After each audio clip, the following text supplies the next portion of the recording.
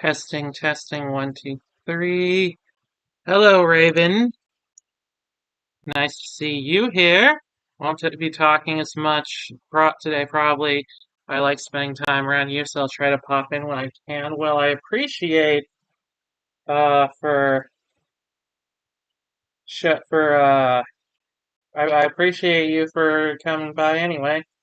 I like hanging out with you too. Uh, this is hello, Subtuple Anti. This is uh. This is going to be a bit of an experimental stream. I'm glad that people are here for it. Uh,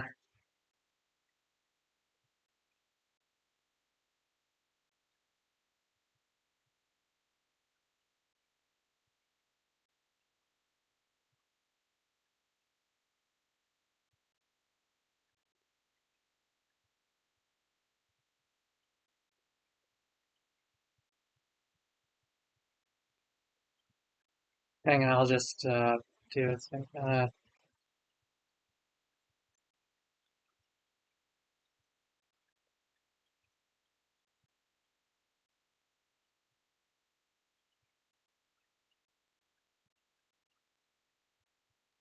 Alrighty, here we go. Salutations, everyone. I'm Miss JukeBox 8. You may Hoodie Ivy. Yes, yes, that is me. And it's appropriate because this episode, this video I'm editing, is actually has a lot of Hoodie Ivy in it, or it will anyway when it's finished. Uh, if you're a fan of me recently, you probably know that probably know me for streaming video games. But a while ago, I tried to do like reviewing video games and video game related media. Uh, and I want to get back into that. So I've been working on this video based on the Mega Man episode of Secret Level for a while now. Uh, I've been working on it literally all year so far, and it's not done yet. And I feel like I need some motivation to, work on it more. So, a lot like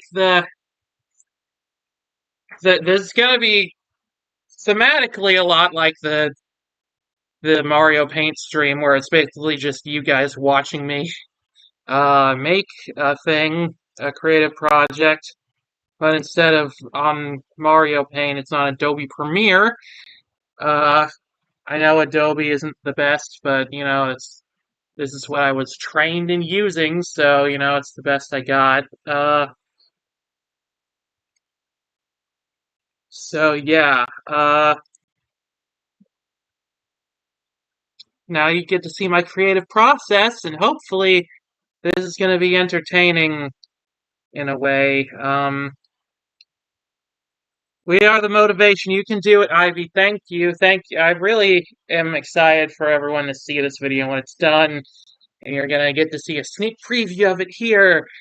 Uh, what I usually start with is I just watch what I've got so far to like review the video, see what I need to do next. Oh. This is an unfinished format, but yeah, this beginning is basically just a throwback to my last review video. How about we go outside and have a half-an-hour rave that goes full crazy? Let me know if there's any issues with the video and stuff.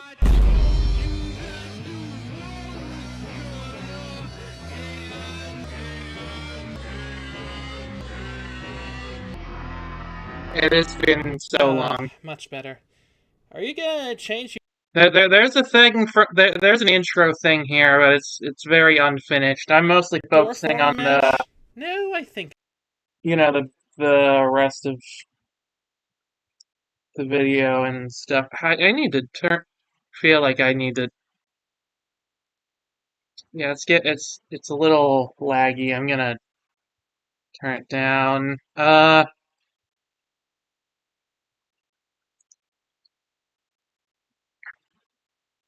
going Turn to that stick background with the down. Gothic Lolita look. I have grown quite fond of it, and I know many of our viewers have. Though I might turn down the frame rate a tad as to not upstage you, Miss Game & Watch. Fair Oh, that's enough, and accidentally there's just appropriate. one thing left to say. Theme music! So that's like an older version of my intro that I had created. I'm gonna make a new one because that has the Blue Light Legend theme in it instead. But oh yeah, things are lagging a bit with this. But yeah, this is the thumbnail that I got Switch to draw. I think most people here have seen that. There's like a whole like opening segment that for some reason got deleted from the file that's supposed to go right here. I'm gonna have to deal with that later, but I'm focusing right now on a later part of the video. No, before that one. After that one. Revenge guac. Getting warmer. Whatever, we already did the title card. Secret level! We're talking about secret. Hang on. Stream is struggling to keep up with your editing software. Maybe if I turn down the resolution, I think it'll be better. Hopefully. Chicken jockey. No, before that one. After that one. Revenge guac.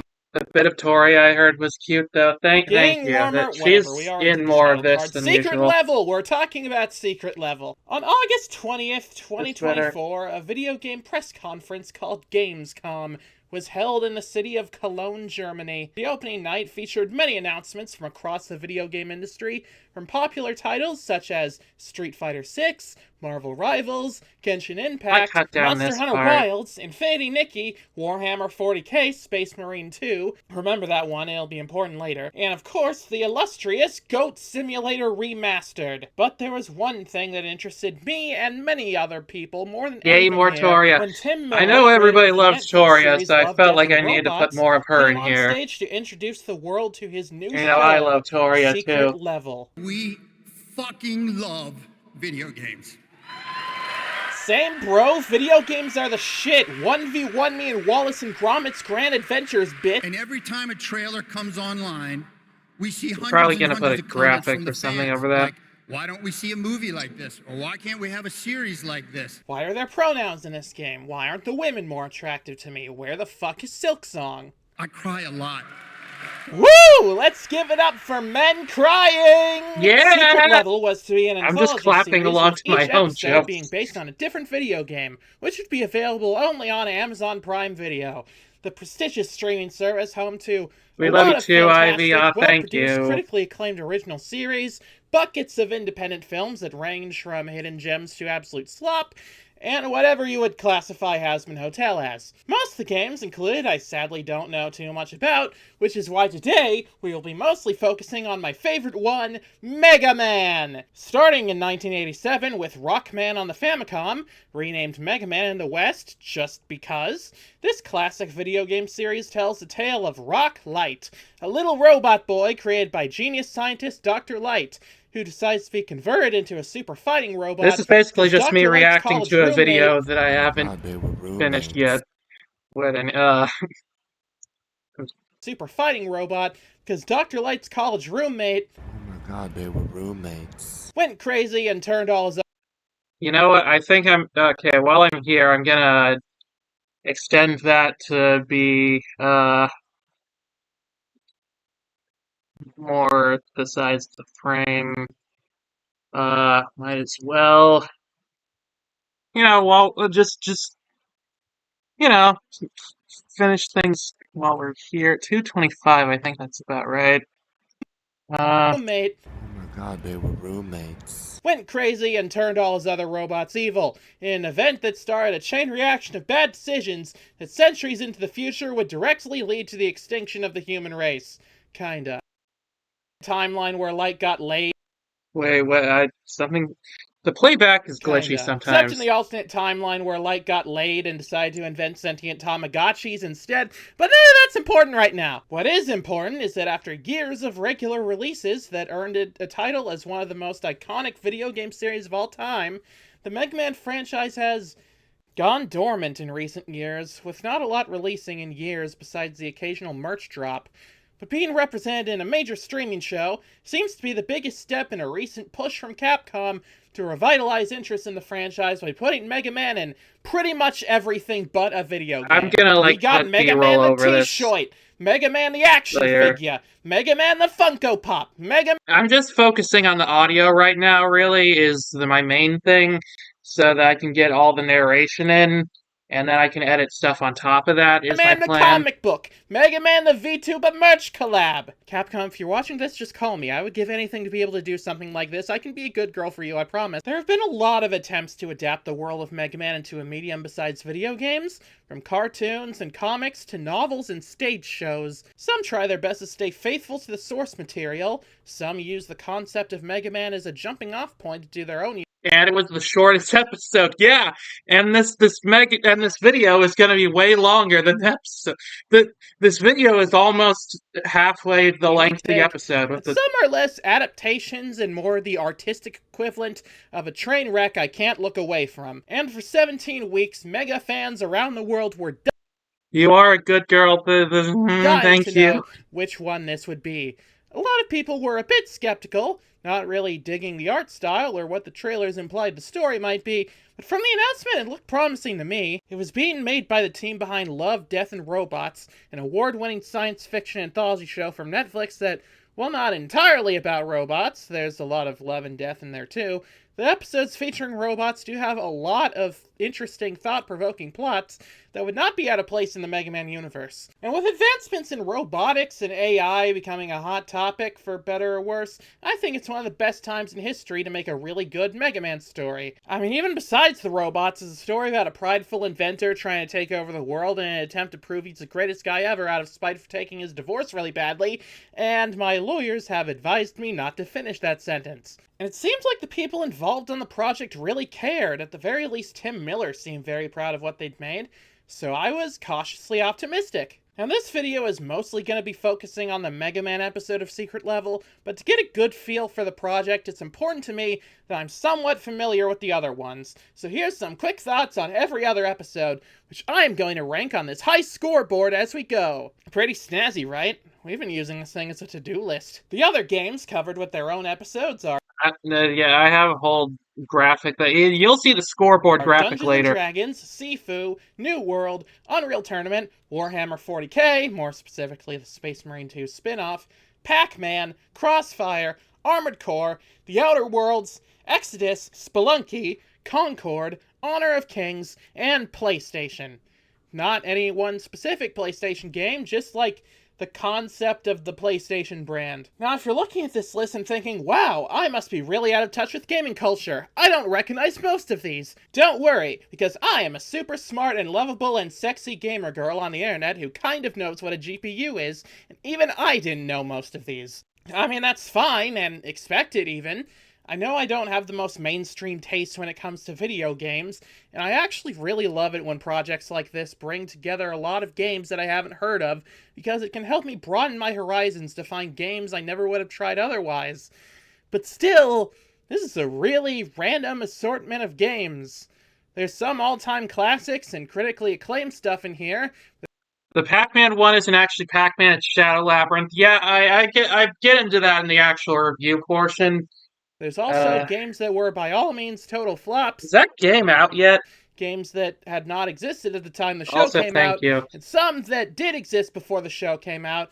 Hi, Mongeth999. You just caught us in the middle of reviewing the stuff I've already edited. Before the show came out, but then stopped existing before the show came out. And 2 of them are tabletop games, not video games. This lineup feels like reaching into the bargain bin at GameStop and trying to make a show based on the first 15 games you find. Or maybe just shopping around every game company you can find who will pay you money to make an episode. Wait, why did I feel like why did I have a gap there? games think you I forgot find, to or delete maybe that. just shopping around every game company you can find who will pay you money to make an episode. But why would the gaming industry do something cynical like that? I knew a lot of these when it was announced, but most of them I only knew the names of. Yeah, I didn't even know the names of a lot of them. Ahem. First, let's start with the first batch of episodes released on December 10th, 2024. Alright, I made these like title cards for each game. Now we're getting into it. Oh boy, the first episode of this video game anthology show is about a tabletop game. The volume is either really quiet or really loud with no in-between, and it's way too darkly lit. I can barely see anything. On top of that, it's got an uncanny, hyper-realistic style. It has a pretty fun gimmick of being from the perspective of an NPC that gets adopted by the D&D party and then becomes a part of the party. You've got a wizard that's way too aggressive and tries to use fireball too much, a super chill dwarf, a paladin that actually wants to get shit done, and an orc barbarian that wasn't into the roleplay at all and just liked the combat. It starts with a person being taken to a dungeon, and it ends with a dragon. Truth in advertising. But it ends before you get to see them kill the dragon. Boo. A lot of the covered games read as Call of Duty slap to me. Yeah, a lot of them just seemed like generic shooter games, and I do get into that, and I'm not appreciative of If you that. want to watch a D&D adaptation, just watch The Legend of Vox Machina. It's also on Prime Video and way better in every way. Or just watch Asterion fan cams on TikTok. Enjoy that top spot in the leaderboard for now, D&D. It won't last. Hey, and here's the scoreboard, the leaderboard graphic that I made. I spent a lot of time making this look really cool. This will get updated as the video goes on when new games are added. I think it's a cool graphic. Uh, I think it's pretty creative personally, but I thought for the video game aesthetic would be good. Sifu is next. Love that. Now, visually, this episode is incredible. It has so many varied art styles, a cel-shaded style reminiscent of Arcane, some black and Yeah, white you like sketchy that? hand-drawn parts, a fight scene in It's bisexual looking really lighting. cool. The Thank you, action is Croak. exciting, and doing a lot of cool things with the Raven protagonist. and I Anti. assume Sifu, regenerating each time he dies and growing older each time. I didn't ask how big the room is. I didn't ask if we had finished evacuating the orphanage. I said I cast Fireball. Yeah, that's how it goes sometimes, and the leaderboard is awesome. Thank you. I put a lot of time into that. Arcade scoreboard fits for your vibes. Thank you. I'm glad. I love this sassy old lady he interacts with. Her interactions with Sifu are so fun and make me emotional. It felt like a full story. This wins the makes me want to play the game. I'm not quite properly here just yet. Going about, really want to sit down and do my own work doing this. Okay, well, glad to be kind of here. Glad for you to be kind of here. You know, like when you're here at all. Game award. And and you see the because seafood goes on top of it because you get the concept. You're smart. Uh, Oh boy, Uncanny Valley realism again. But it's worse. This is the wacky you're gonna hear story me of a say that a deeply lot. douchey guy, voiced by the former governor of California, trying to colonize an island where everyone has infinite extra lives, alongside his one-armed sidekick. Unlike in the Sifu episode, the cycle of death and resurrection in this is entirely played for laughs, and it is quite funny seeing Uh, Also, Sifu's legit and fun game. I play it a bit. Sifu can be a lady. I didn't know that. I want to play that game even more now, knowing that. this terrible man get killed gruesomely in ways I probably shouldn't show on YouTube. Arnold Schwarzenegger does a hilarious performance as King Elstrom, although he kinda moves and acts like Xavier Renegade Angel. The ending was very sweet, and it felt like a full story. That's more than can be said for some of these. That goes under Sifu. More on Wait, what episode is this next one? Well, the next one is Unreal Tournament. We were just doing New World. Uncanny Valley, but it's lessened when I just look at the cube robots that the humans and aliens are fighting in these extremely unreal tournaments. These robots are so well designed and expressive, it's amazing. I was rooting for them to kill all the humans in Uprising. This didn't make me want to play Unreal Tournament, but it did make me want to play Ultra Kill. Hearing the announcer narrating every kill was a highlight. Warhammer 40k. This was Really controversial bit when it shared part of the cool script. battle suits and energetic animation and cool areas. Slightly better lit than the D&D one, and there's a lot of cool tech light sources. This is kinda just a lot of walking and staring and bloody carnage, though. It's mostly cool looking bloody carnage, but there's not much in terms of story. The episode starts out saying, "In the grim darkness of the future, there is only war," and the episode took that extremely literally by having the whole thing just be a battle in a war. A cool looking battle, but just a battle. And a kid dying and coming back as a blood ghost. My biggest problem with this, though, is it's another episode based on something that's not a video game. You could argue that D&D and Warhammer both have a lot of video games in its franchise, and it's kind of specifically about the video game Space Marine 2, but Spider-Man also has a really good video game. Should Spider-Man get a secret level episode? Does Spider-Man get a seat at the table with Spelunky? No! It is like if you had a show adapting great pieces of literature, and they included Sherlock Holmes, The Great Gatsby, This Is How You Lose the Time War, and Mickey Mouse. Oh, but Mickey Mouse has been in a lot of books, you say? But that's not his main gig, and we all know that. Pac-Man. Yeah, well, this is the part where we talk about the Shadow Labyrinth thing. When they announced this episode was going to be a dark take on Pac-Man, many people were skeptical, but I was actually excited, because I think Pac-Man lends itself really well to a dark take. It's literally about a guy being chased endlessly through a maze by the undead and then devouring them. You really don't need to change much to make that edgy and scary. But this episode doesn't really do much. Everything from this point on I recorded on a different day, so if the audio quality is a bit different, that's why. With that idea. It takes the base idea of a guy trapped in what is supposed to be a labyrinth, but it really just looks like a normal post-apocalyptic setting, and having to eat to survive. They mentioned the labyrinth is filled by ghosts, but the ghosts don't really show up for most of it. When one does show up, they don't even fight or eat it. They just talk about doing that. The ghosts don't even look like ghosts. I mean, if anything, the Chosen looks more like a ghost. Wait, do the Chosens become the ghosts? Well, that question is not answered in this episode, but it might be answered in Shadow Labyrinth, the new edgy Pac-Man reboot game that this episode was secretly a trailer for. Which makes it feel way less cool knowing that. I thought I was experiencing art, but I was just being advertised to. All of this is advertising. Well, I at least want some illusion that it's not.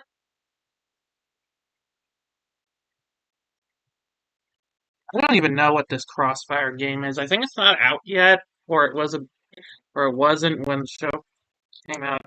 I'm pretty sure that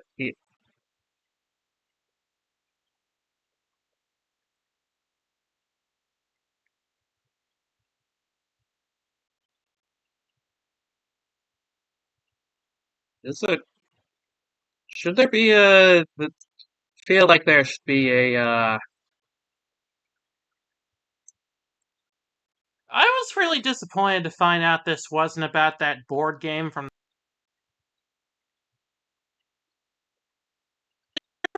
Wait, why? Why is it all the way over here? I was really disappointed to find out this wasn't about that board game from the 70s. I don't know what this game is, but based on the episode, it looks like a pretty generic military shooter with a pretty generic military story.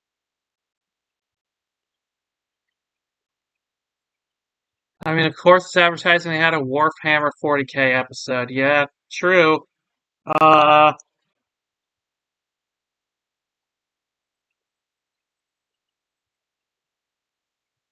hang on now. I'm just gonna go ahead and scooch everything over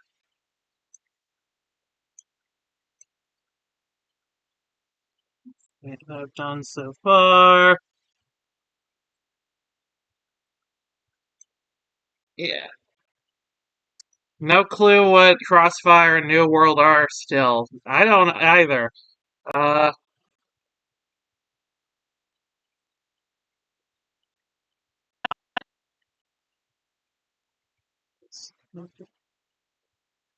yeah, they are the same length. They look like they might that one of them's cut off a bit. Uh, Crossfire, Crossfire. I was really disappointed to find out this wasn't about that board game from the 70s. I don't know what this game is, but based on the episode, it looks like a pretty generic military shooter with a pretty generic military story. Armored Core is the next one. This is way too darkly lit, but I like the relationship between the protagonist and the voice in his head. It's got some cool giant robot fights. Hey, isn't this game supposed to have lesbians? You're thinking of Signalis. Well, I think this should have lesbians. You think everything should have lesbians. Am I wrong? Anyway, this. By the way, if you do comment on the Warhammer episode, feel free to ask me for an in-game chant for someone to yell in the background with helmet reverberance. I mean, I'll think about that. I'm not really sure what, like, what kind of chant do you Want to play mean? the Game Award. Now, the rest of the episodes were released a week after all these on December 17th, which also happened to be the anniversary of the first Mega Man game. Coincidence? Yeah, I don't know, maybe. But okay, actual commentary. Did you intentionally pick a non-specific image for Armored Core? What do you mean a non-specific image? I just picked the first the first game that was actually called Armored Core. Because the secret level up is specifically based on 6 and your image is 4. I think the first game. Look, I need to stress enough how little I know about these games at all. I just thought it would be cooler to have an older game. Honestly, I don't know. I just looked up Armored Core box art, and that was what showed up. Oh, like Blood for the Blood God, Innocence Proves Nothing, or Iron Within, Iron Without. Maybe I'll think about that. Thank you for offering. It's where we are now. Now, the rest of the episodes were released a week after all these on December 17th, which also happened to be the anniversary of the first Mega Man game. Coincidence? Yeah, I don't know, maybe. Alright, and now we're in the part where I have to actually do editing. Because I haven't done edited the rest of the narration. It's in part 2. Well, I at least want some illusion that it's not. Wait a minute. As much as I've roasted the tabletop representation in this project. Oh, right, I remember because there's, yeah, I was, some of these were bad takes, so I re-recorded them. How many of these do I have to redo? I had my mic quality down, so I redid everything, and then I vented about that on When they Discord. announced this episode was Hmm. But this episode doesn't post-apocalyptic setting and having to eat to survive. They mentioned the last.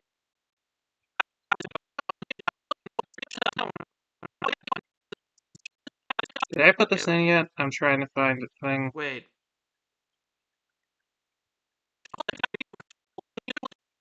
for, which makes it feel way less cool knowing that.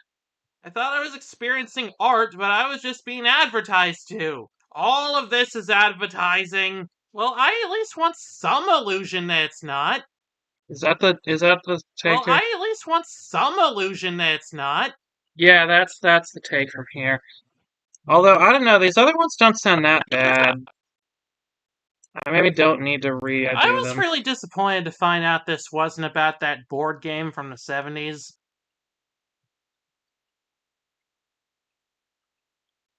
Advertising, yeah. No, I think I can just. I think those are actually fine. I think I can just do. I want more consistency, but it doesn't seem. It's barely noticeable. Where do I start talking about Outer Worlds? Representation in this project, I was really disappointed to find out this wasn't about the board game from the 70s. Is it supposed to have lesbians? Or is it signalless? Well, I think this should have lesbians. Oh wait, here's a take that I think this one take I should have. You're thinking of signalis, or it's... You're thinking of signalis, or is it signalless? Yeah, I couldn't figure out how exactly to pronounce it, so I just had both. I think I do want to put that in here.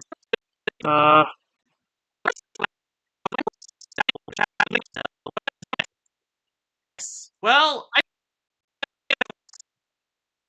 you're thinking of signalless. The Outer Worlds I think has minor lesbians. Well, yeah, we were. I was talking about Armored Core, specifically there.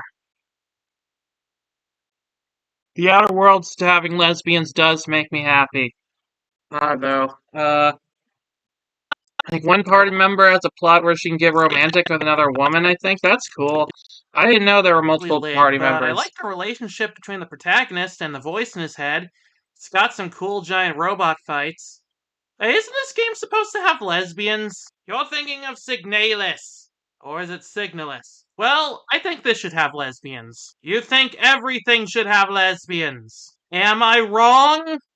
Anyway, this wins the Makes Me Want to Play the Game award. Does the narration sound good? Like, in terms of being an entertaining video? I mean, 6 people are still watching, so I imagine. But you know. Okay. Well, I think this should have lesbians. Well, I think this should have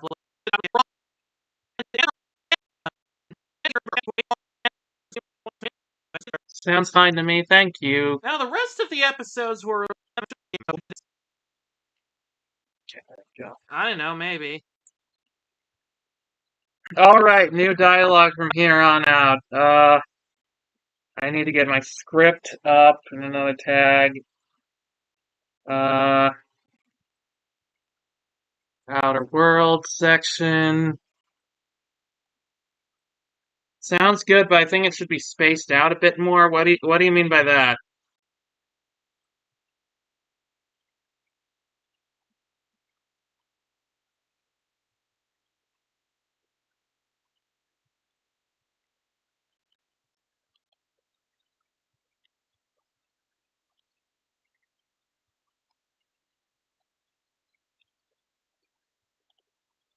Like a half beat between I think they should have lesbians and you think everything should have lesbians. I could do that.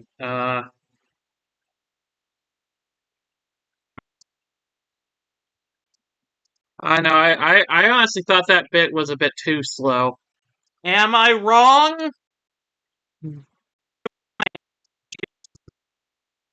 You think everything should have lesbians. Also, I'm gonna try and edit this to... Can I, hang on, I want to try and edit this to make it sound like she's far away.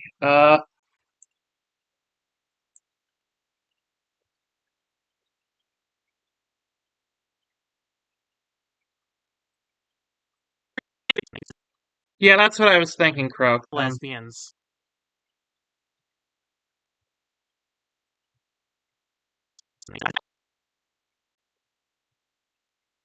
Well, I think this should have lesbians. You think everything should have lesbians?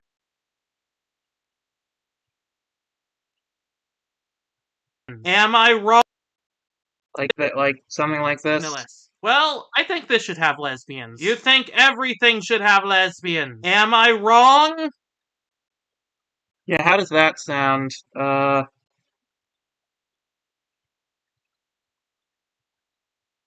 Hang on, how do I make it sound like the, lower the volume? Is there like an, yeah,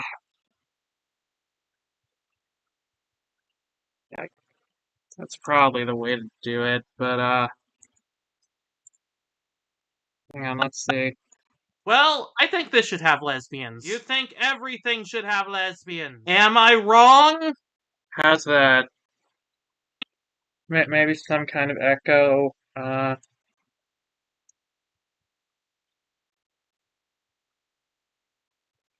Lesbians. You think everything should have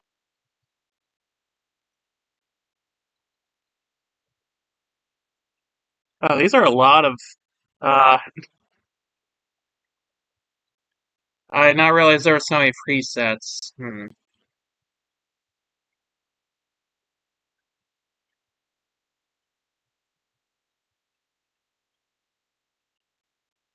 What's 50's slapback?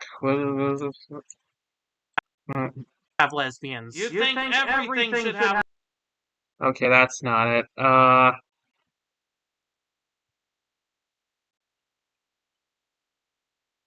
Quagmire 120? What the fuck? lesbians? That doesn't even, is it not just not loading? Okay, that's definitely not it.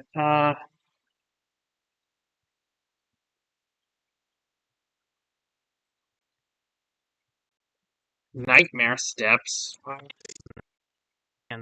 You think everything should have Okay, no, that's not it.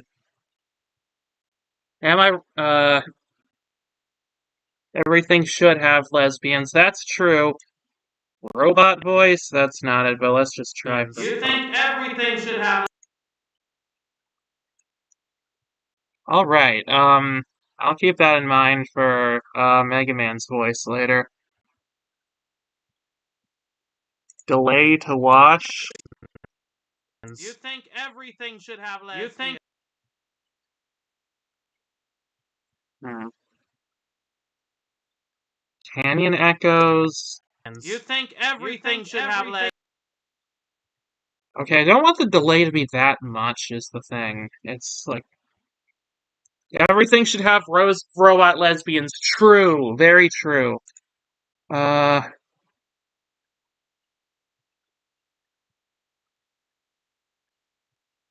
Lesbian.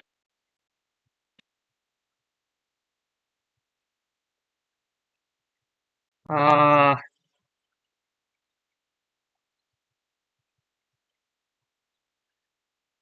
what is it? Lesbians. You think everything should have lesbians? Maybe that's good. Well, I think this should have lesbians. You think everything should have lesbians? Am I wrong? How does that sound? How does that sound so she's farther away? It's Signalist. Well, I think this should have.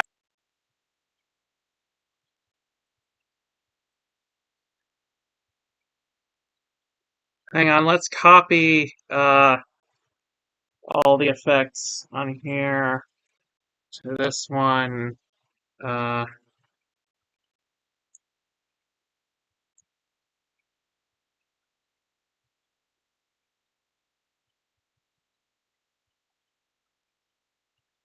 That sounds good. Thank you. Isn't this game supposed to have lesbians? You're thinking of Signalis.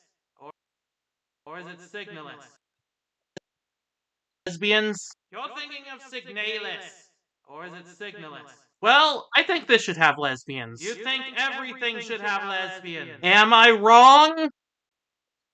Maybe you can make the echo more subtle. I don't know how to. Yeah, I don't know how what any of this means. All of these different effects.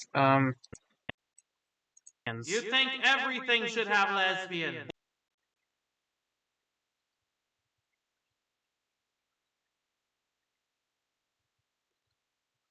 How do I make it just a little more subtle?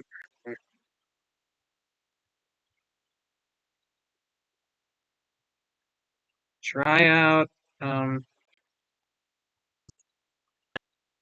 Lesbians. You think everything should have Does kind of sound like Spooky's been thrown down a comically large hole. That is true. But how do I make it not sound like that? Maybe less feedback? lesbians. You think everything should have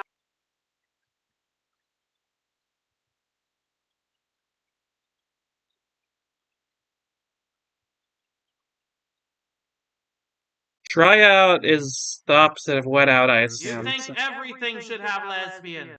Okay, I can't even, like, hear the difference, honestly. It's very subtle. Have lesbians. You think everything should have lesbians.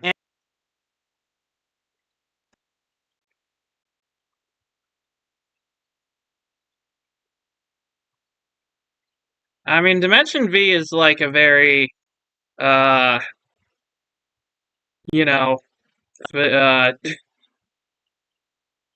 vast dimension. It's probably, like...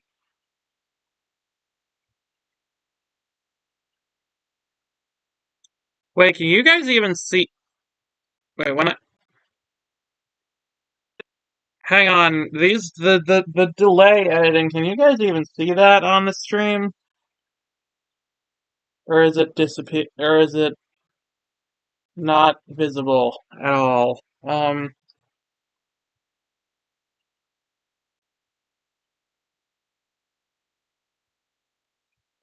Yeah, you can, that window is just not even here. Whoops. Uh, I thought you guys could all see this. But I cannot because it's technically a different window. Oops! Who also Wintermore Tactics Club, adorable lesbians, a psychic detective, magical girl, paired with a blue-haired goth, uh, optimism and energy versus infinite void, tall versus smooth, cute versus, or tall versus small, cute versus spooky. Uh, it's mostly been showing stuff, then why is it not showing now? So do you want her to sound like she's in another room or in like an echoey room? I, hmm.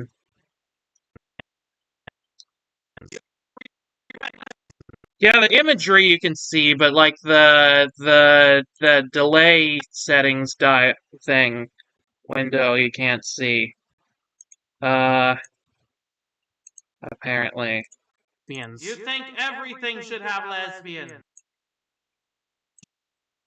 I was thinking that something to make it seem like she's just like a little far away, uh, from the microphone. I don't know how to make it sound like that. I should have paid more attention in sound editing class. You think everything should have lesbians. Am I wrong? Maybe I should just stop with the delay. Maybe I should just get rid of the delay entirely and just have it be the audio or the Have volume. lesbians. You think everything should have lesbians.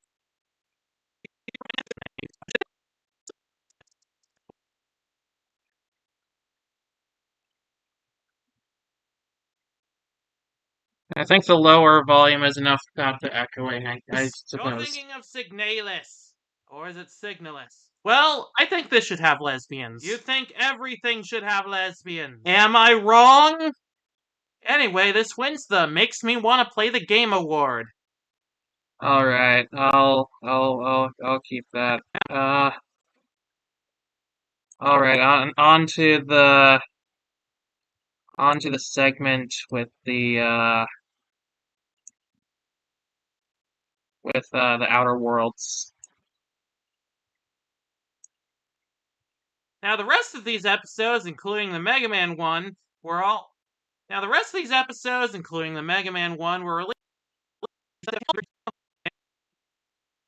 Hey, it's that game that the Stupendium song about capitalism was based on.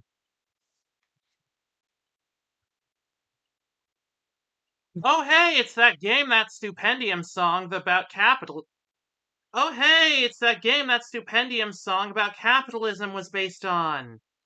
I hope you guys like hearing the sound of my voice, because you're gonna hear me saying the same things over and over quite a lot. And now you know what it's like to be in a video editor. Oh, hey, it's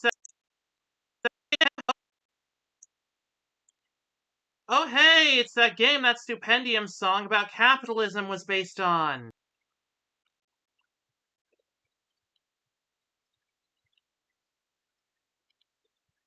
That's good. I think that take is good.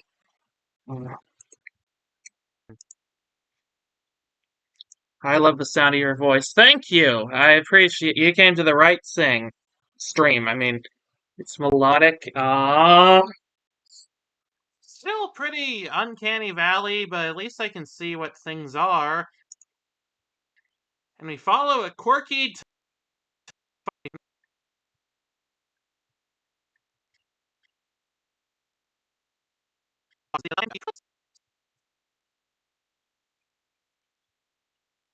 Still pretty uncanny valley, but at least I can see what things are. And we follow a quirky Tom Holland Spider-Man-esque protagonist that clearly did not read the Polony Coliseum. The Polony Coliseum. Oh, honestly, did you not hear the Polony Coliseum that defined you as company? And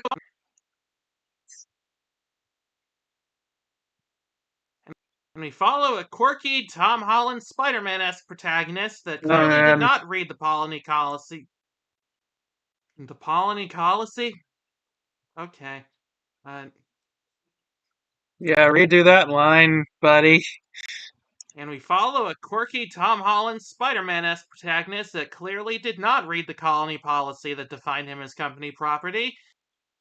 He falls in love with a girl on the colony who gets promoted to another planet and then gets put through terrible, inhumane experiments. And then, even worse, it turns out his crush is an evil capitalist who wants to stop safety regulations.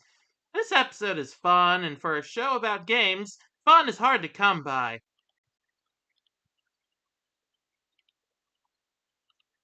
That whole bit is good. I did that take pretty well. Polony Coliseum. This episode is fun, though, and for a show about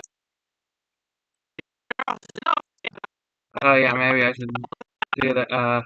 Evil capitalist who wants to stop safety regulations. Yeah, maybe I should put the thing where I said though as contrast to the thing about that. Yeah. This episode is fun, though, and for a show about games, fun is hard to come by. I feel like Polony Coliseum should be followed by a blooper reel. Yeah. I'm gonna need to do a blooper reel of all this, probably. It would be better if they actually had the Stupendium song in it, though.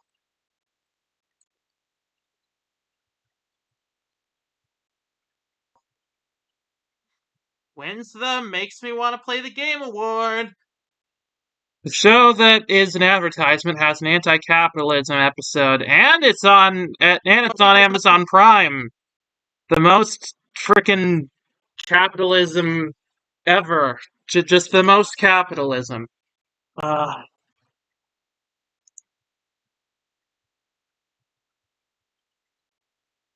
Wins the Makes Me Want to Play the Game award.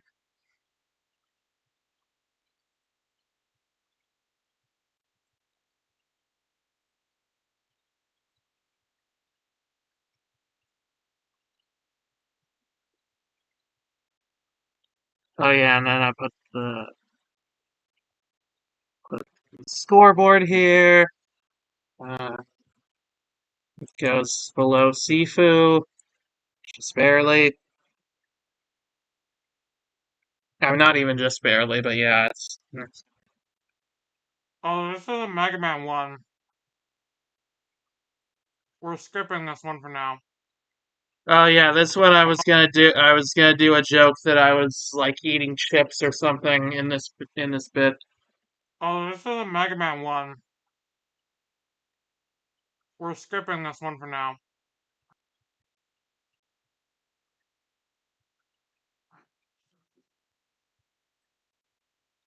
Again with the.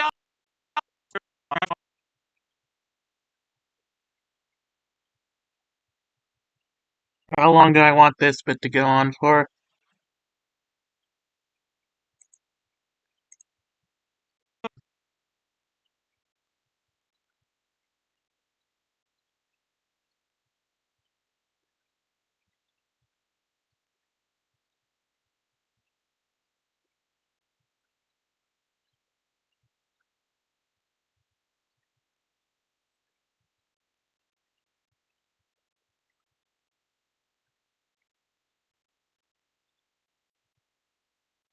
Oh, this is a Mega Man one. We're skipping this one for now. I think I was eating chips or something. I think I was just eating while I was editing, and so I made a joke about that. Uh, or not editing, recording. Uh,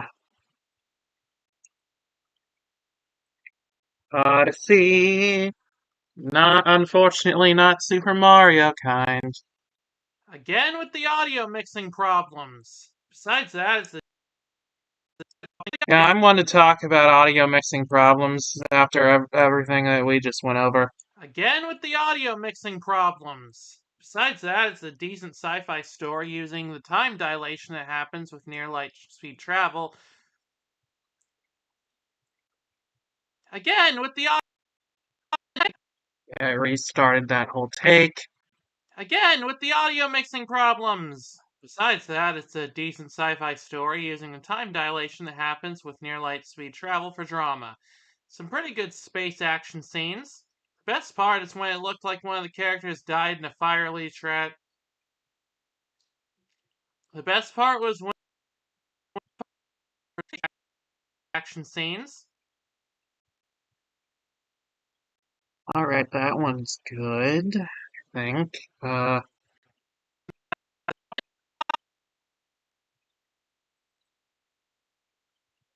I don't know if this is entertaining, but it's Best definitely part is when it very looked like one of good the for my characters died in a productivity. fiery trap. A fiery tragedy. Honestly, did you not? Uh, uh, honestly, did you not feed the colony policy? The, the did you not feed the colony policy that defined you as fiery tragedy? Uh, you can definitely complain about audio mixing problems. You fix yours, and the massive group somehow didn't fix theirs. That's true. It also could have just been like the TV that I was watching it on, but that should be no excuse. So forget a secret level. Do any of these stories feature a secret? Um, well, the secret, the Outer Worlds, not yeah, the Outer Worlds one, the Pac-Man one, uh, one of the last ones, I forget whichever one where they were like playing chess with a town or something. Uh,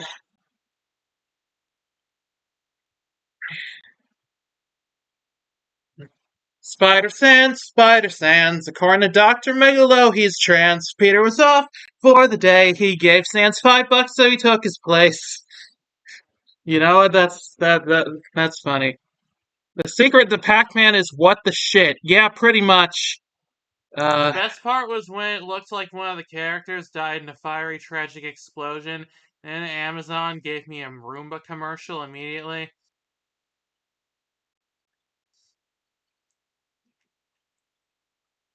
The best part. Oh yeah. Yeah. The Sometimes I forget how many takes I did of best part something. was when it looked like one of the characters died in a fiery, tragic explosion, and then Amazon gave me a Roomba commercial immediately.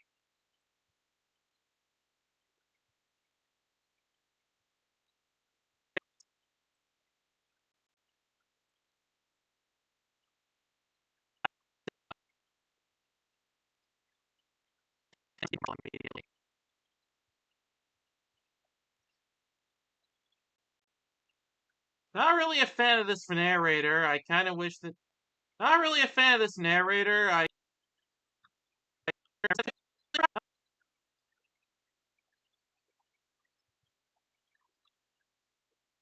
Welcome to the underground. I'm in your walls. You do need to clean up after a fiery, tragic explosion. No, I guess so. Yeah. Not really a fan of this narrator. I kind of wish they just had the characters like talk about stuff. This game isn't out yet as of this recording, and this episode doesn't really want to make me. This game isn't out yet at this record. Stuff.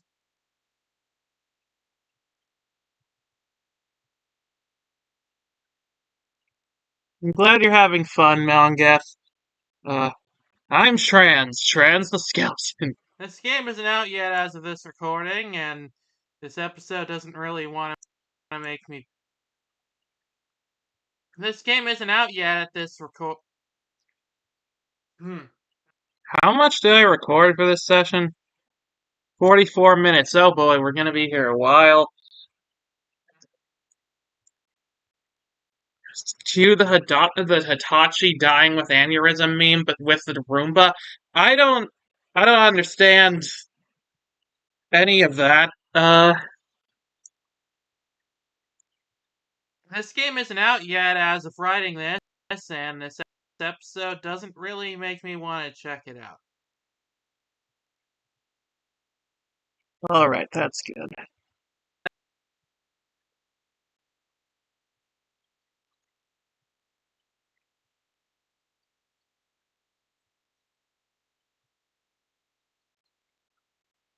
Perhaps my chat messages should actually be related to the stream. I mean, they can be, but, like, you don't have to. Spelunky, it's Spelunky. It's a game that I actually like. I actually did play this game since adding this to the script, and yeah, it's good. It's very fun and good.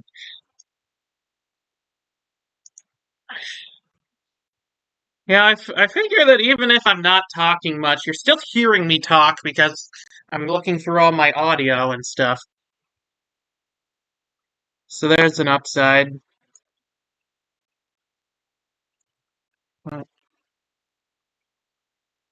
Another episode about respawning, and for a roguelike game like Spelunky where you have to play it a bunch of times, I think that's a good direction to go with.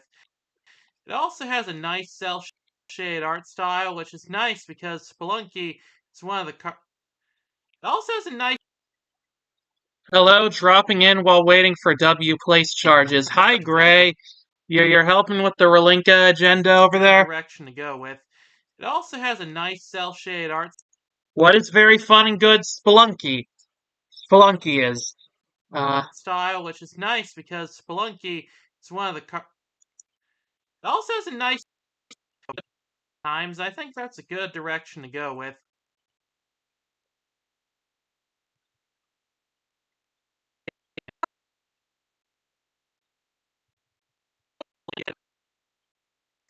It also has a nice cel-shaded art style. Can we get a Minecraft episode with size-accurate Steve? You know, the Steve who's half as wide as he is long and can jump half his height. That would be fun.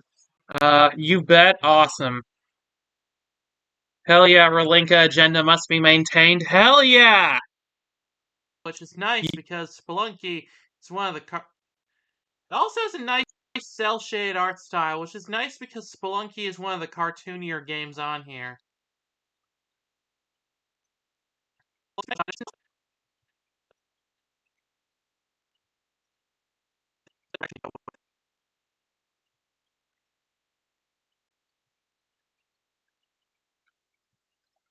Yeah, it does make it a little more fun having you guys just here with me while I'm doing this. A young spelunker is being mentored by a veteran explorer who helps her deal with the cycle of death and rebirth. Really compelling and well done emotional stuff.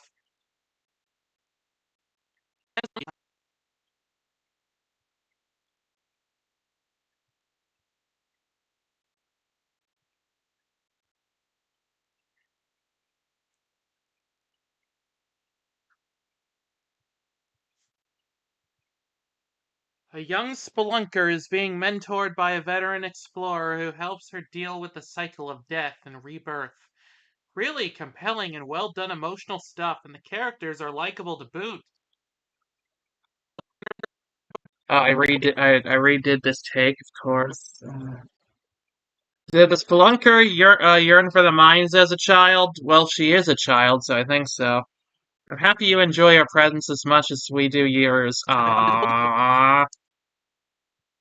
This sounds very Made in Abyss. What does that A mean? young spelunker is being mentored by a veteran explorer who helps her deal with the cycle of death and rebirth.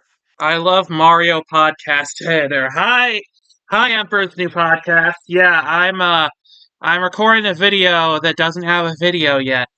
Or I'm editing a video that doesn't have a Really video yet. compelling and well done emotional stuff, and the characters are likable to boot. It will have a video eventually, though. And, you know, that's what we're here to make this happen.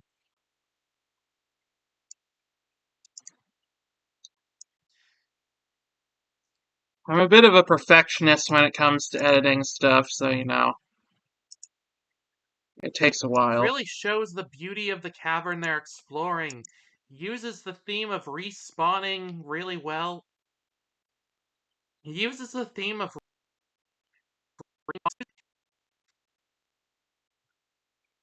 It's an anime about some kids go down a big hole. Oh, so Undertale. It really shows the beauty of the cavern they're exploring. Uses the theme of respawning exploring. Someday I hope to be a video. I've got some good news for you, Emperor's new podcast. Uses the theme of respawning really well. He uses the theme of respawning really well, telling that dying in a game is not just the end of something, it's the start of a new adventure. A new chance to try again. It's wonderful. Wins the Makes Me Want to Play the Game award.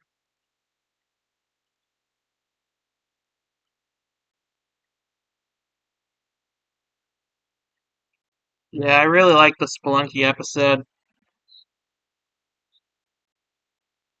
Are there lesbians? It really is Undertale. I hope so. Man, I should really watch like the top 5 episodes of this show again. What the? Whoops. I'm beginning to think this uses the theme of respawning really well. You think so? Let me listen to it again just to be sure. Another episode about respawning, and for a roguelike game like Spelunky where you have to play it a bunch of times, I think that's a good direction to go with. It also has a nice cel-shaded art style, which is nice because Spelunky is one of the cartoonier games on here. A young spelunker is being mentored by a veteran explorer who helps her deal with the cycle of death and rebirth. Really compelling and well done emotional stuff, and the characters are likable to You know, Undertale crossed with Promised Neverland with Attack on Titan seasoning. So Deltarune. What if space lesbians in space? I'm pretty sure that's just frickin' the witch from Mercury. It really shows the beauty of the cavern they're exploring. He uses the theme of respawning really well, telling that dying in a game is not just the end of something, it's the start of a new adventure. A new chance to try again. It's wonderful. Grunkles, dunkles, sperunkles in the funkle bunkle. That makes me want to play the game award. As opposed to space lesbians not in space. Space lesbians, they are lesbians in space. Alright, time for the infamous Concord episode. Space lesbians not in space would be Shadow the Hedgehog? Yeah, sure, why not?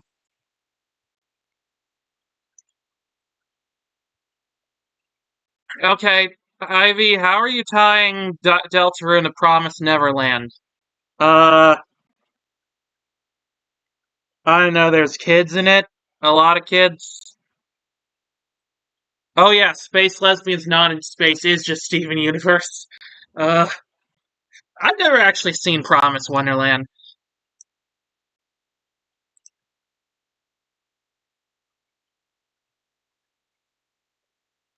So I don't actually know what it's about.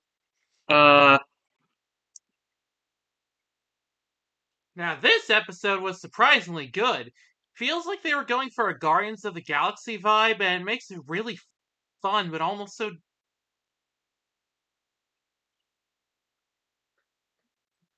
Now, this episode was surprisingly good.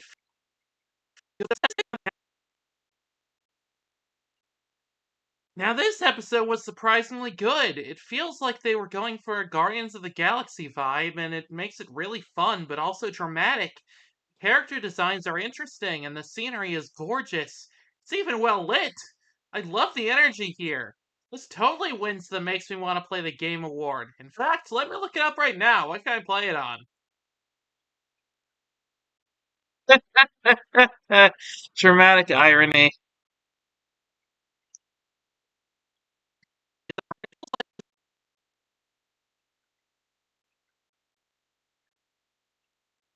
Now, this.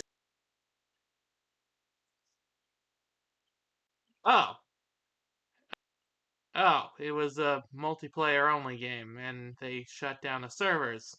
They shut down the servers 3.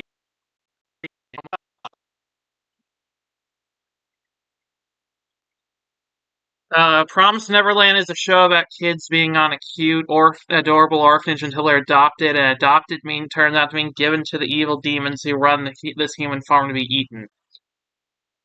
Well, you can't prove that's not the plot of the next few chapters of Deltarune. Oh.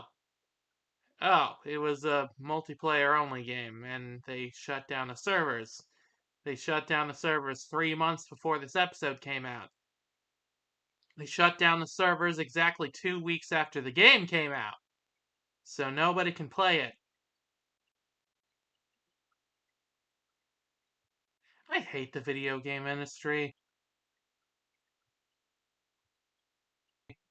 The ending where they make a point about nobody being sure the main character's made it out alive was actually prophetic.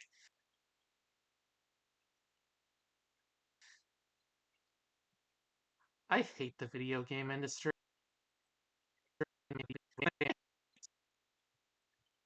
So nobody can play it.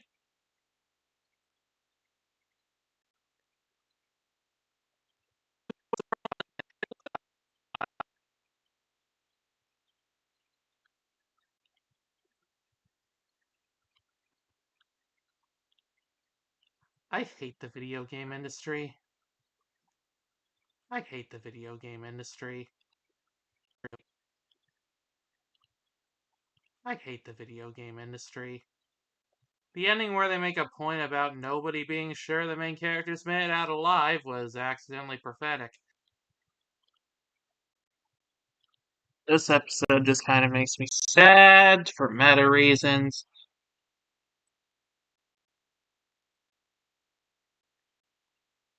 Lightner opens the fountain as escapism in the dark world is called Neverland. That feels like something that would happen. Ooh, maybe if there's a dark world in the library. You think there's gonna be a dark world in the library? That would be so cool.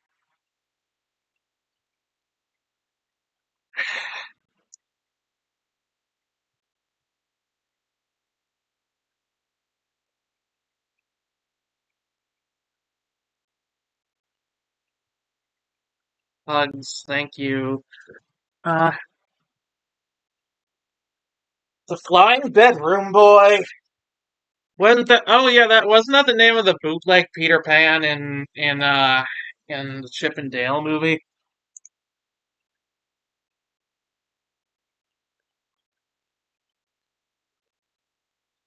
Chapter 2 was in the library, silly. Yeah, but I mean not the computer lab. I mean the actual library part of the library. Uh, like the part with books and stuff.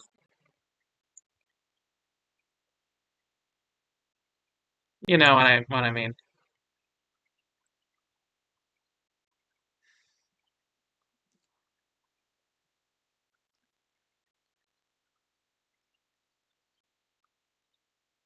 This episode that was one of the fun. It was funny. I like that bit.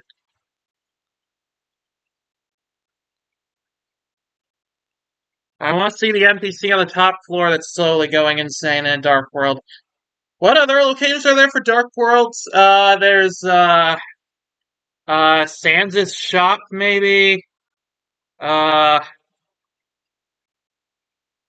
the hospital would be cool. The diner, Noelle's house, that would be fascinating. Uh, even though they already did the house one for chapter 3, but it could be different noticeably. Uh, and I'm pretty sure that chapter 7 is oh,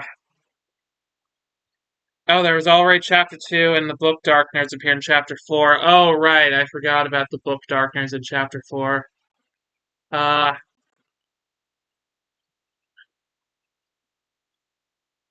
I'm pretty sure the last chapter is going to take place in the cellar. Uh, oh, Asgore's flower shop. Oh, and then what if we got Flowey as a Darkner? Wouldn't that be fucking insane? This episode forgoes the hyperrealism for more of an anime-esque style that looks really good. Around a boy playing centers around a boy playing a board game against an all-knowing living city. They are really creative with the way the city builds itself around everything. This is one of the most visually interesting episodes of the whole series. And they're having a very thought-provoking philosophical conversation about free will, about how big the divide between man and machine truly is, past, present, and future, and also the nature of games themselves.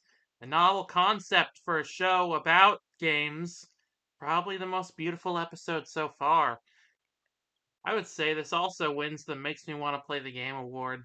Wow, all of that in one take. Way to go, Past Ivy. You're awesome at this.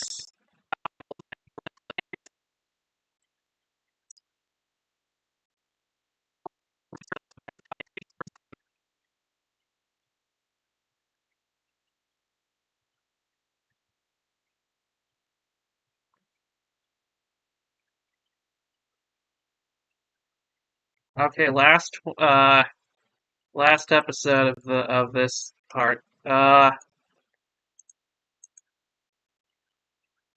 Man, we're already through we're already just about through 20 minutes of this. This is this is going well, but also wow, I made this video way too long. I might need to cut down some parts of it. Not a lot, but yeah, some. Uh, I just made a reference to PlayStation All Stars in this for fun. Wait, no, not that one. This game has nothing to do with this episode, but it should. Uh,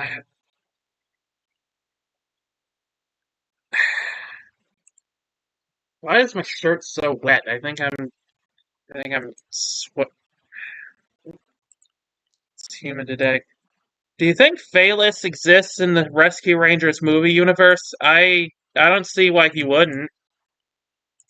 It seems pretty much just like the real world, but with cartoons being real. Uh, and before Ivy somehow expands this video and goes full Quentin reviews on this, I mean, I was very inspired by Quentin reviews for this video, and a lot of in progress videos. So, Now on to the final episode. It's called Playtime, so of course it's about play, which feels weird. wait, why did the audio cut out there? Now on to the final episode. It's called Playtime, so of course it's about PlayStation, which feels weird. Why didn't they just call it PlayStation? I want to see the Phaelus review of Flying Bedroom Boy. Oh, that would be so good. I loved his review of the Beauty and the Beast bootleg by Good Times and just a lot of other Were things they he's done. not allowed to use the PlayStation brand name or something? Even though they used all these characters and the logo is everywhere? No, the knight is 1,000% gonna be the school bully red herring. That would be that would be great.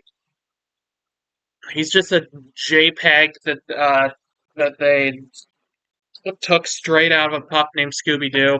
That's weird. This is weird.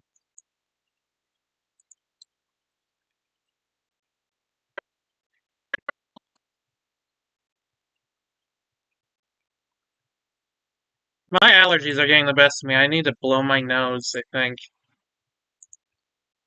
This episode takes place. This episode. This episode takes place in a world where most people have these devices. Imagine if Playtime was about Poppy's Playtime and how it sold NFTs for lore. That would be funny. The night is going to be catty. I would love that. Actually, that would be hilarious. I think that the night is actually. Uh, I think that the night is actually going to be Des, but it could go anything. Uh, why do you think who do you think the man behind the tree is? My bet is on Gunpowder Holiday. I don't know who that is. Uh, uh, Look, even if your child doesn't know about the literary device, every single episode was the same. The guy who did it was never red herring. Well, it was red herring once, and that was the one day where Freddy wasn't allowed to accuse him. Also, I think that the man behind the tree is. I mean, it's probably a very basic answer, but I think it's Gaster. I'm pretty sure it's Gaster, and it's gonna be weird if he's not. Honestly, This episode takes place in a world where. stop cutting out the This playback. episode takes place in a world where most people have these devices called buddy bots, sort of an augmented reality toy that gives everyday life. Sort of an Gunpowder Holiday? You mean 4th of July or Chinese New Year? Is that a thing on Chinese New Year? I devices don't know. called buddy bots. I mean, really, it's just pretty much every frickin' holiday in America. Even when it's not a holiday, I hear people setting off fireworks. At least I hope it's fireworks. Sort of an augmented reality toy that gives everyday life. Gunpowder Holiday is a secret. Middle child of the Holiday family is obsessed with the 4th of July and uses fire shock to make omelets. Is gonna be in chapter 5. My uncle works for Toby. I'll keep you to that. I mean, knowing Toby Fox, if he ever sees this episode, then then that'll be uh then I'm sure there's going to be a reference to Gunpowder Holiday. I despise fireworks on the 4th of July. I'm a fan of fireworks, but I'm not really a fan of the 4th of July anymore because fuck America. Sort of an augmented reality toy that turns everyday life into a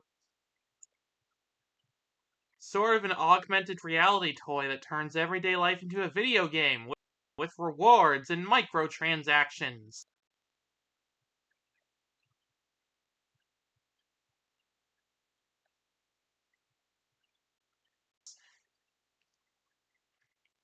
And a guy named John.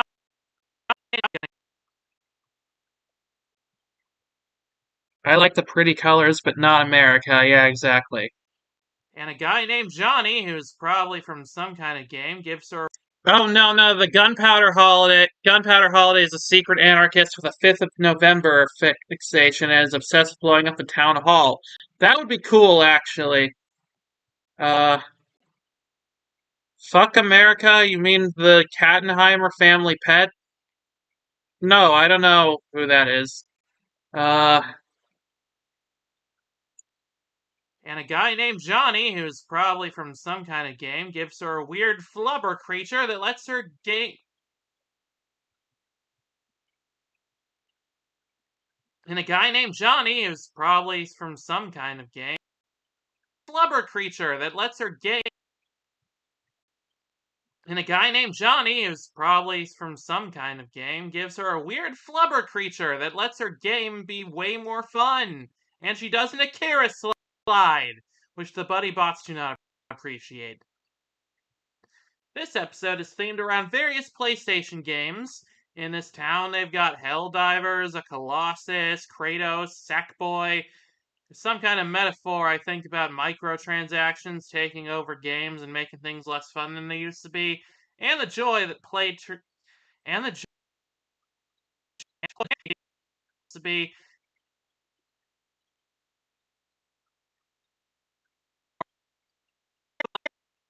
But which flubber? The OG from Absent Minded or the self-titled flubber? I think just the normal flubber.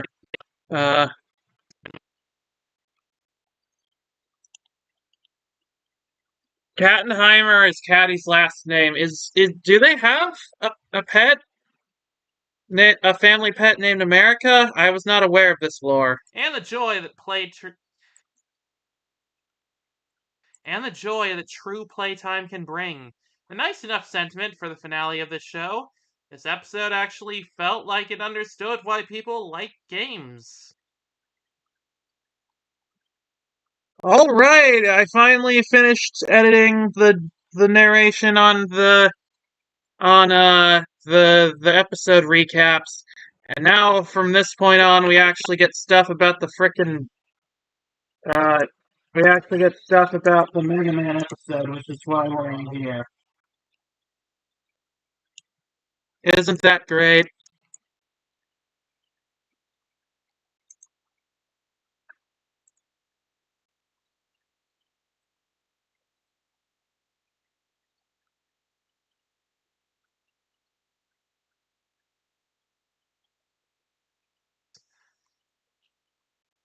No, it's called Fuck William Derrick America or Fuck WD America for short.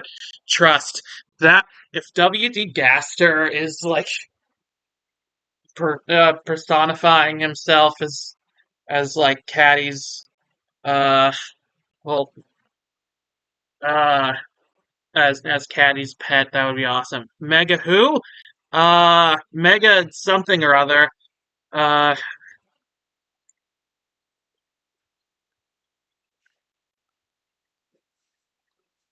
Okay, so now that we got all those episodes covered, time for the one I actually came here to talk about.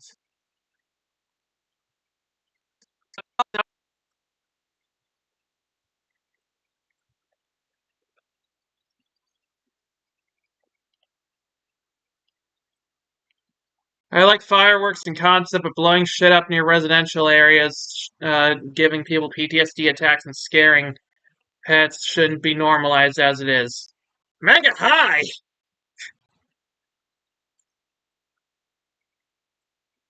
Yeah, I agree. It's about time It's about time. I think this video... It's about time. I think this video is already longer than the episode. Yeah, 4 times longer. At least.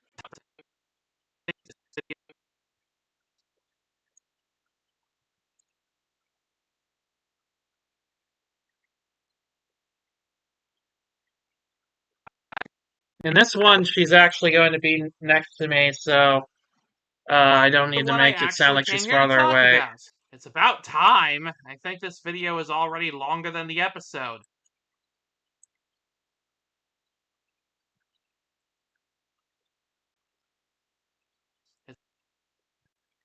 It'll be even longer if you don't... It's about time. Yeah, that's a better take. Her voice. It's about time. I think this video is already longer than the episode.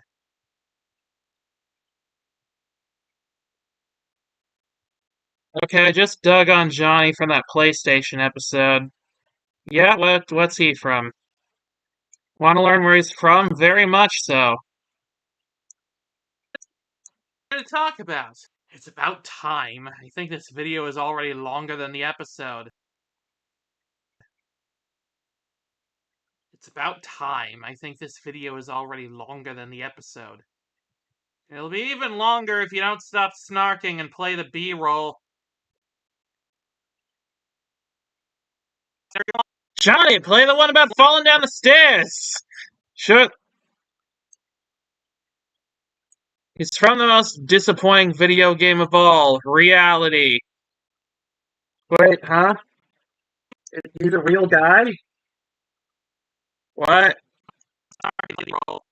Is he just a guy that works at PlayStation?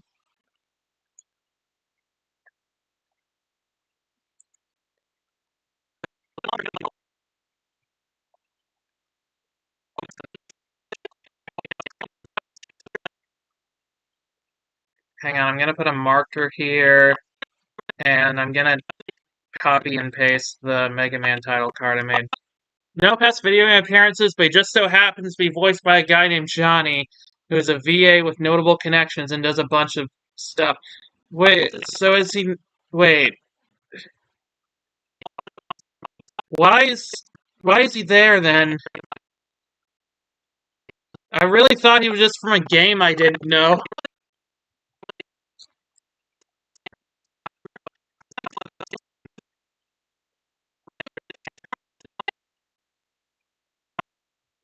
Okay, I'm gonna need to add to the frickin'...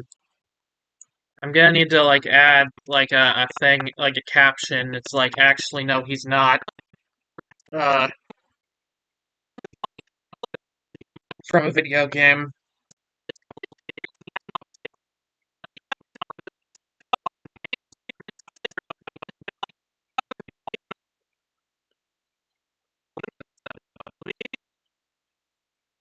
Even longer if you don't stop snarking and play the B-roll. My only guess is the secret level creators liked him and thus gave him a cameo in their new show. I guess so.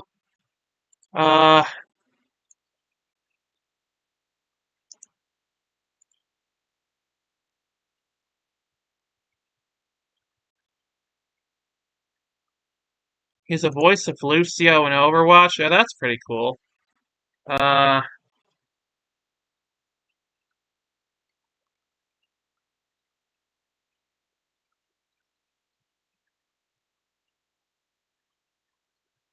If they ever make a Deltarune movie, they should cast MatPat as the Green Pippins. Yes, they should. I swear that character has to be a MatPat reference. Okay, so, I'm gonna take a break for a few minutes, but until then, I'm gonna play my stream music playlist. Enjoy.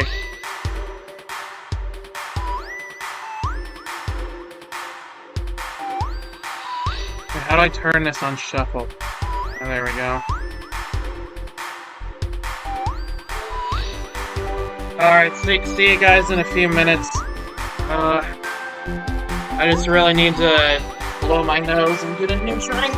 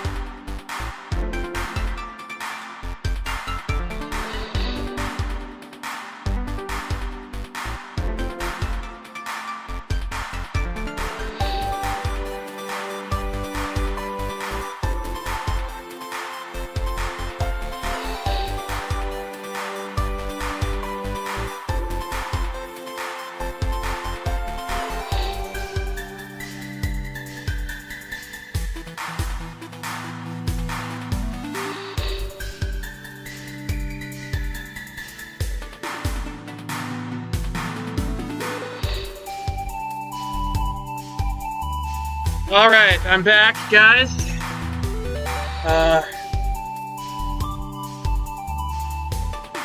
Either that or cast Charlie Days the Green Pippins. That would also be good.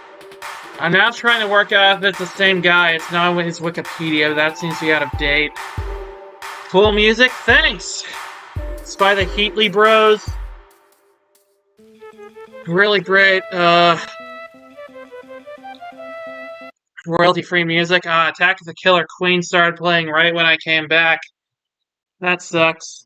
Maybe I can just still keep the music going, but just, like, really quiet.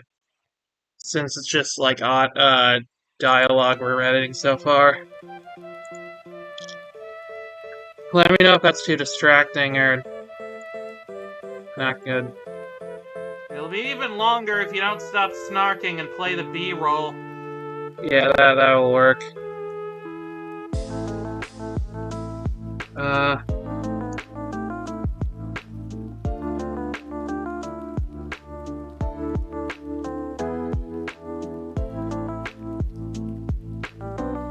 think I took a break in the recording also.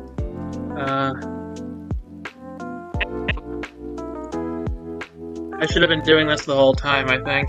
Okay, so now we've got a general idea of what the rest of the series is like. So time for the one episode I actually came here to talk about. Mega Man Start. It's about time. I think this video... Oh, did I redo this bit? The video is already longer than the episode. It's about... I think I like that take better. Okay, so now we've got a general idea of what the rest of the series is like. Okay, turn down the music a little.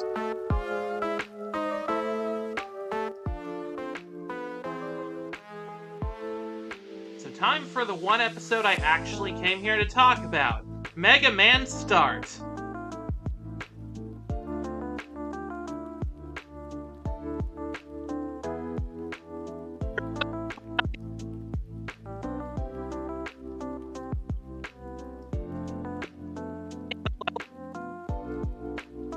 Turn down for what? So you can hear my voice better.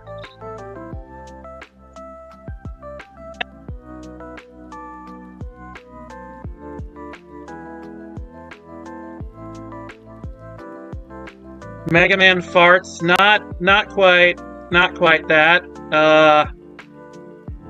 But close.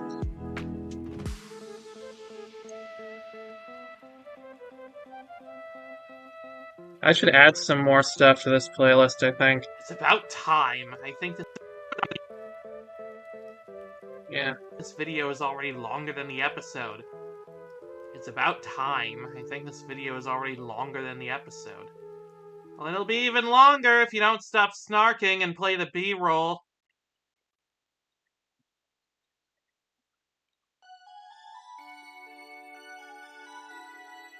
Oh, I love this one. Mega Man smokes some mega weed and gets mega high. I wonder if he can actually do that. If he can actually consume weed. That would be cool. Light at the end of the episode. You did great, my son. You rocked. You really are a Mega Man. Roll credits.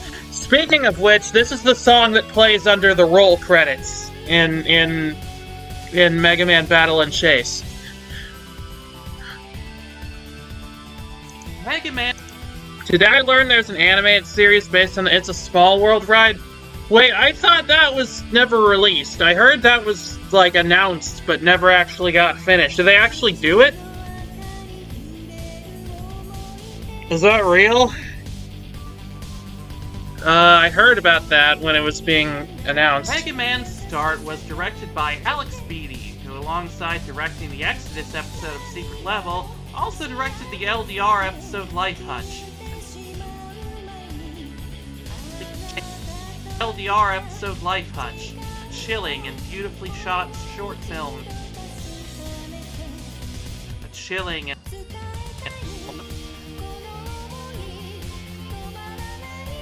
Of course we can't get roll credits. That implies that Capcom values her contribution to the games.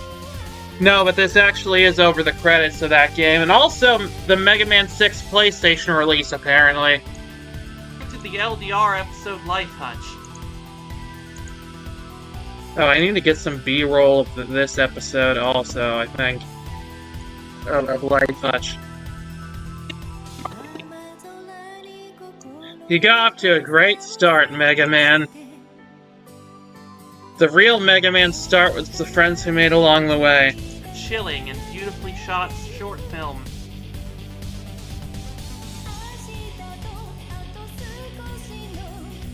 Now, there's an episode in Peru, and Small World style Pacha and Cusco is along to make a brief cameo. Oh, that's funny. I need to check that out. I remember being excited about it when I was like 11, maybe. A chilling and beautifully shot short film based on a chilling.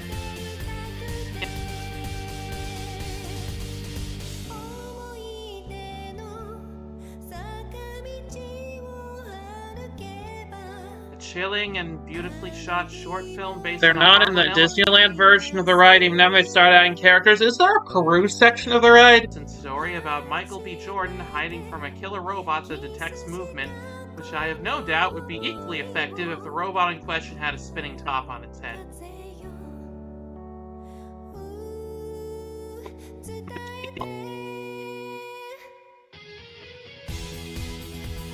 And then that team got to work on Castlevania Nocturne. Hold on. The fuck are you talking about? Are you telling me that it's a... You mean the Love, Death, and Robots team, or the It's a Small World team? Did the It's a Small World team make a Castlevania show?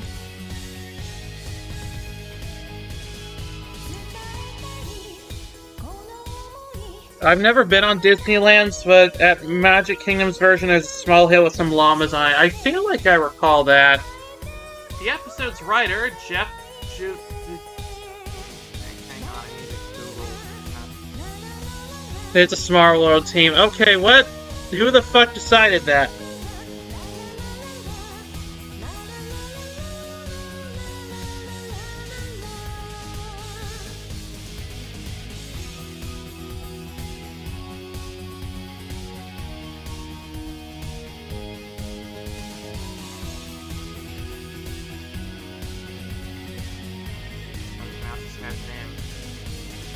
The episode's writer, Jeff Uhas,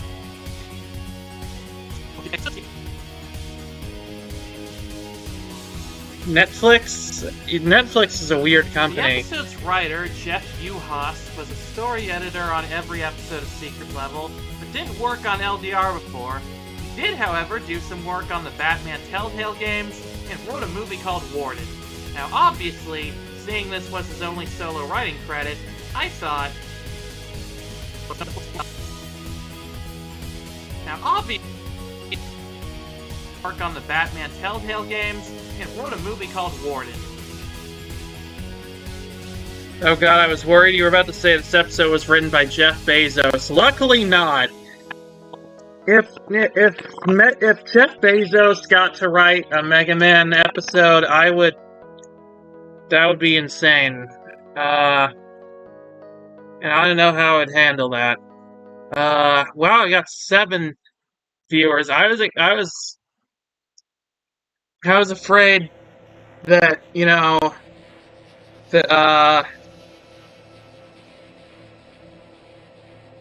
what was I talking about?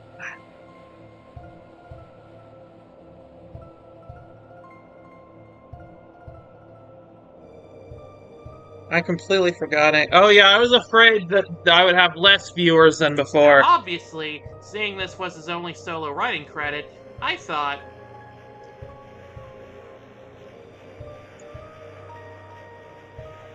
Now, obviously, seeing this was his only other solo writing credit, I felt like I should watch it to get a grip on his style. Strangely, despite attempting...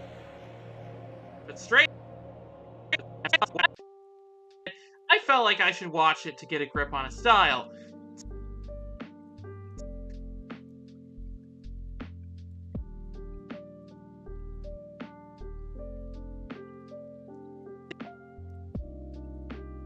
Man, I should listen to music while I'm doing this more often. I think this is actually a good system to make this more engaging for me.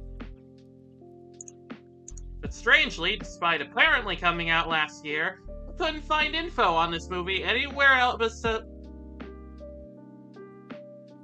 This is the part where I went on a weird rabbit hole tangent. I couldn't find info on this movie anywhere by attempting... Seeing this was his only other solo writing credit, I felt like I should watch it to get a grip on his style.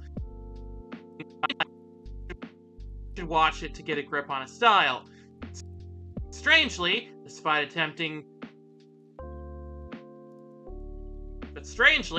apparently coming out last year,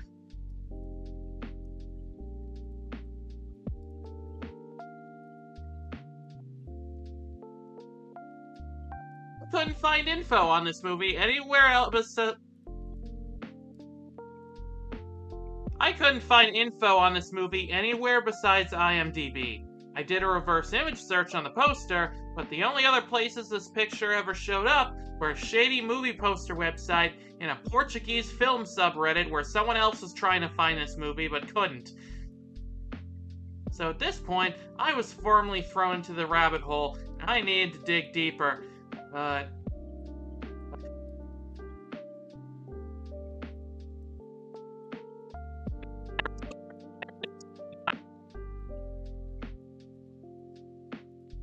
Okay, dial down. It's a small world, people. What did you find? I'm invested in this now.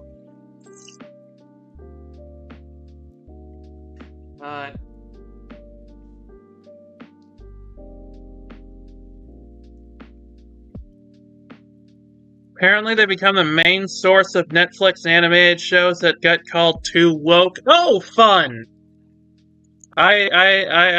I mean, that makes sense for It's a Small World. I mean, that's the whole... That like, ride is all about, like, unity between people of different races and cultures and stuff. So, like, of course they would be woke. And, we support wokeness here. The episode proper starts out with Dr. Light Doom's... Wait.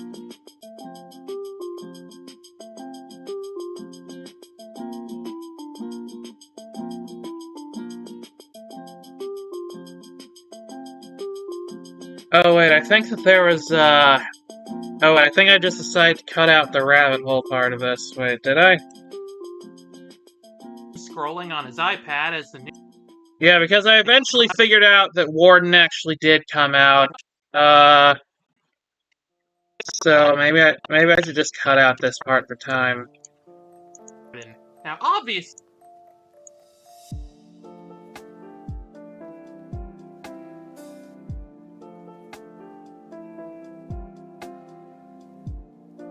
Yeah, that's... sure.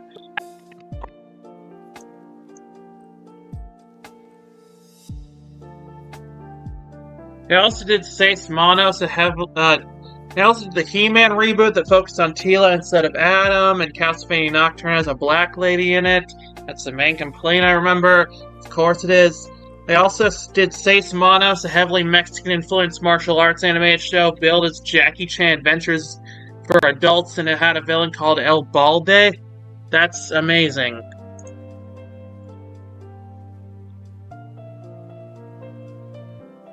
The episode proper starts out with Dr. Light doom-scrolling on his iPad as the news tells us that Dr. Wily has sent Metal Man to attack Mega City, and wow, we're only a couple seconds into the episode and there's already some fascinating adaptation changes to discuss. First of all, Mega City. This is a name for Mega Man's hometown that has appeared in a few sources before, namely the Dreamwave and Archie comics. But in those stories, it was always the case that the city was renamed that in Mega Man's honor, which cannot be the case now because this episode is a Mega Man origin story. It stands to reason that in this canon, Mega Man instead was named after the city, but they never really explain where his name came from in this episode, or even call him that, ever. It actually ties back into how I got in this stupid rabbit hole. Johnny from Secret Level is one of the leads in Seis Manos. I'm going to assume that's pronounced Jesus? And you're not talking about the mythological figure? So, this is just odd. Secondly, the first robot mentioned to be converted by Dr. Wily was Metal Man, who in the game...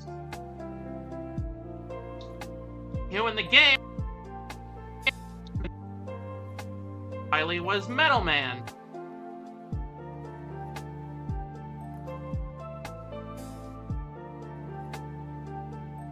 Who in the game...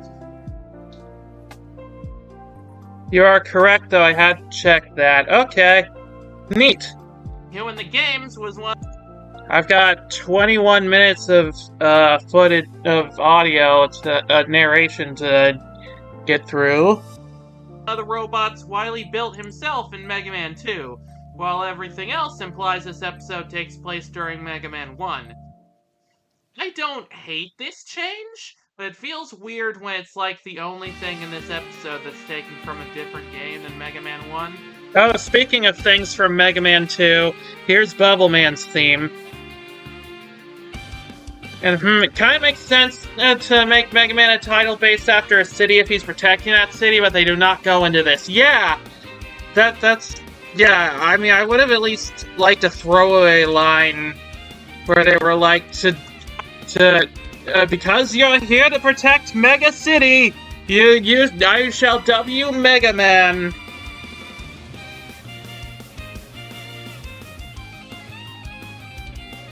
I wonder if the Japanese dub, they call it Rock City. If there is a Japanese dub. Converted by Dr. Wily was Metal Man, who in the games was one of the robots Wily built himself in Mega Man 2, while everything else implies this episode takes place during Mega Man 1.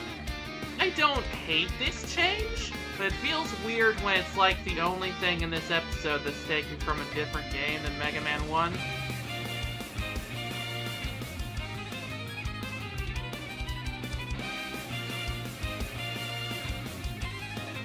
If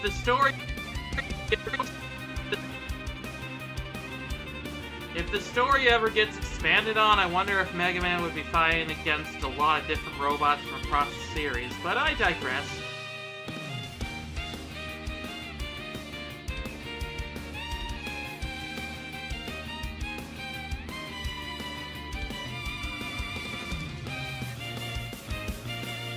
Da da da da da da da da da da. He makes it to his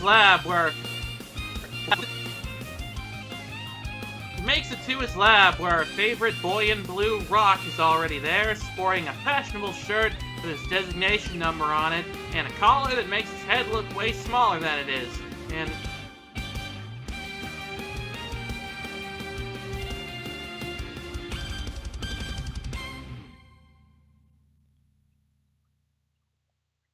can we just start pretending that people in the MM fandom argue if it's pronounced Mega City or Megacity, like Hydro City and Hydrocity? That sounds like a hilarious bit, and I am going to call it Megacity from now on. Made it to his lab where he makes it to his lab. Yeah. if the story ever gets expanded, he makes it to his lab where our favorite boy in blue, Rock, is already there, sporting a fashionable shirt with his designation Wait, are you talking about David Byrne? Probably not. number on it, and a collar that makes his head look way smaller than it is. Ended on, I wonder. And he makes it to his lab. He's gonna make it to his lab again. Oh, the Megacity! He makes it to his lab where our favorite boy in blue, Rock, is already there, sporting a fashionable shirt with his designation number on it, and a collar that makes his head look way smaller than he is.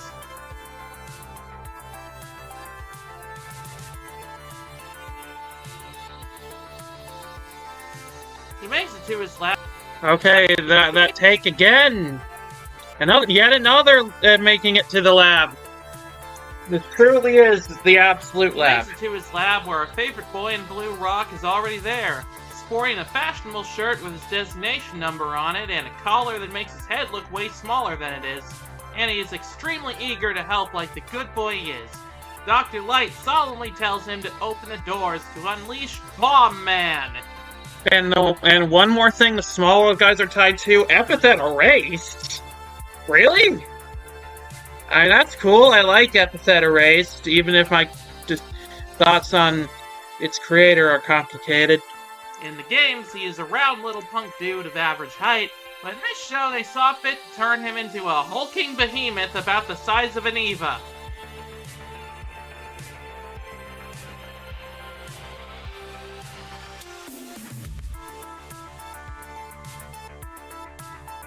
Oh boy, here's the part where I actually get to show clips from the video, and hopefully I won't get this stream copyright claimed. Now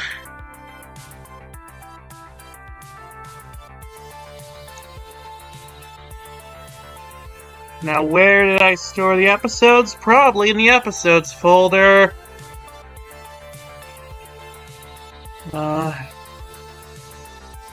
Oh, it's media pending.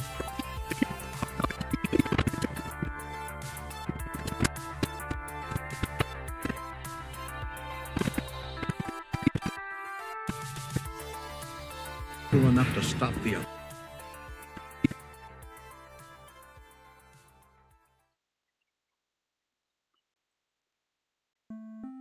But he's powerful enough to stop the others.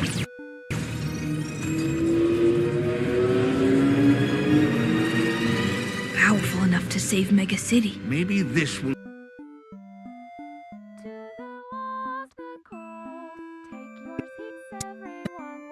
Powerful enough to save Mega City. Maybe.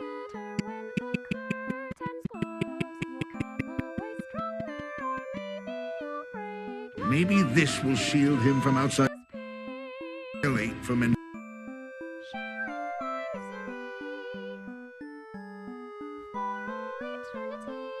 Infecting his cognitive circuit. Yeah, this is kind of a dingy laboratory, given that the guy in charge is called Dr. Light. Well, he didn't have time to turn on the light. He's exhausted. This music is sweet. Yeah, it's from Bad End Theater. I love this game. It's got some good music. I had a different window open. This animation is, What are your thoughts? I know it's controversial, but I like it.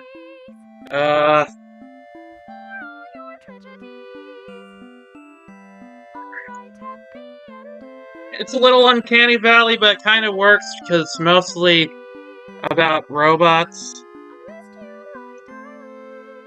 If anything gets the stream copyright claimed, it's gonna be working on this part. Oh, and here's a song about Mega Man.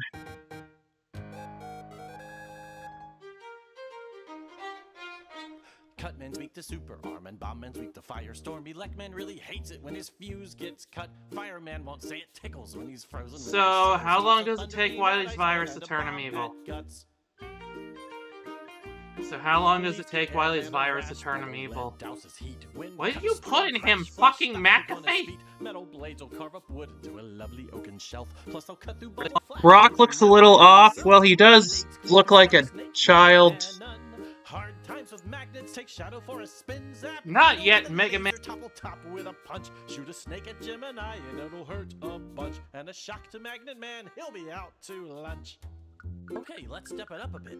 Pharaoh Man has lost a time, but his shot stops ring. Kill drill with missiles, dust with spinny things. Dive Man is scared of skulls, skulls allergic to dust. Total I know, everyone is so negative about Rock in this, but I like how he looks. He's cute. He looks just enough like himself and also a real guy. I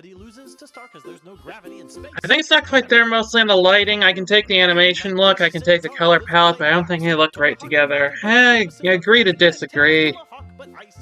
How many Wilys does it take to screw in a light bulb? Are we finally done with the NES? Because I'll need to visit Lozenge Man after this.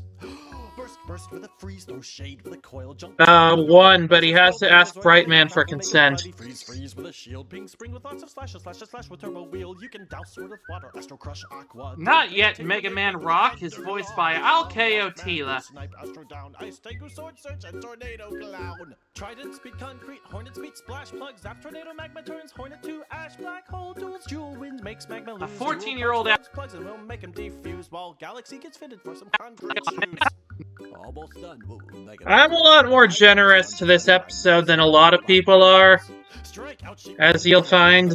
Not yet, Mega Man Rock is voiced by Alkeo Tila, a 14-year-old actor at the time of recording, who, from what I can tell, has mostly done roles.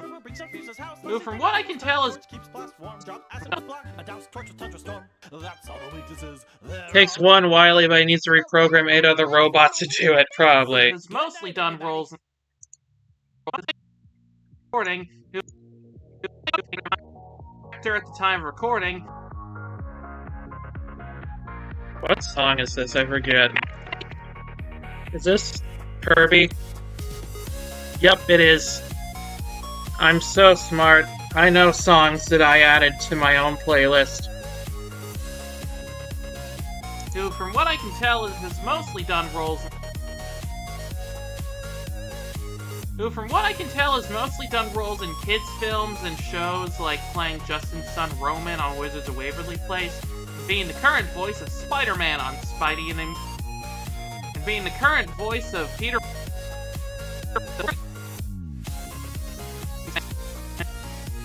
Roman on Wizards of Waverly Place. Wait, it's called Beyond Waverly Place. Okay, I'll add a caption fixing that. It's not Visuals Day, it's Narration Day. Being the current voice of Spider-Man on Spidey and being the current voice of Peter Parker on Spidey and His Amazing Friends.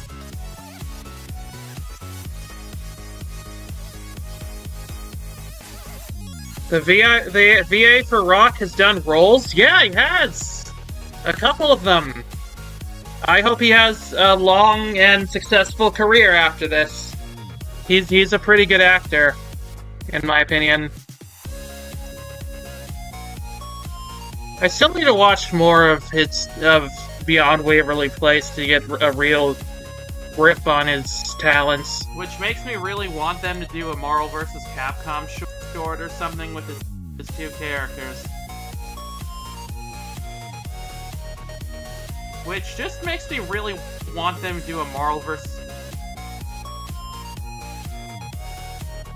Which makes me really want them to do a Marvel vs. Capcom short or something with his two characters meeting.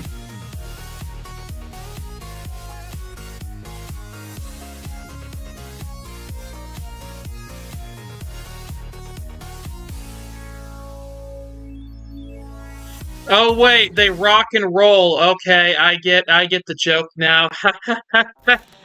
This video is already 24 minutes long, and I'm like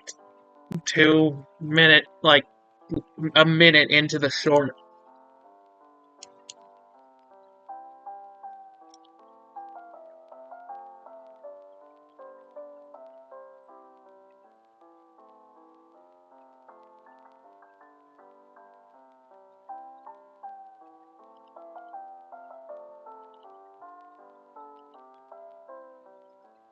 I've never been to two massive shits.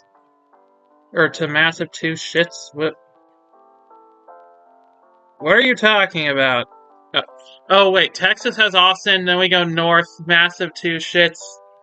Boston, Albany, New York. Oh, I get it. Oh, that music cue is a terrible omen. What do you mean? Oh. Oh. Yeah, it's probably fine. Mega Man has had a lot I've also never been to massive two shits. Mega Man has had a lot of voice actors over the years, and so far they've all approached the character in different ways. We all have our preferences, but I really liked his performance in this one. It was more... It was different ways. We all have our preferences, but I really liked his performance in this one.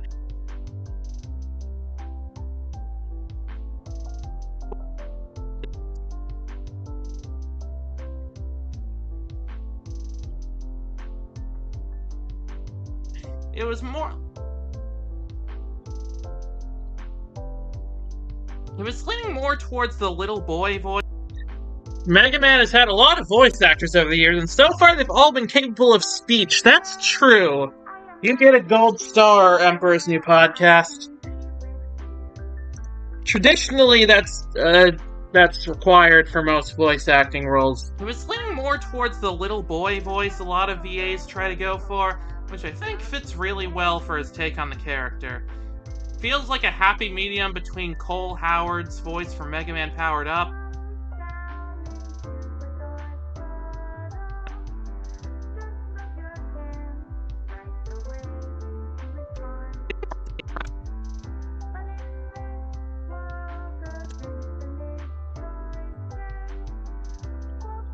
more towards the little boy voice a lot of VAs try to go for, which I think fits really well for his take on the character.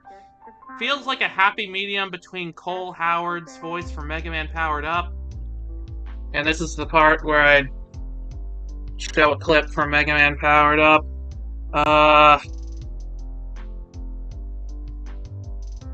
Yeah, I'm just gonna put that as placeholder.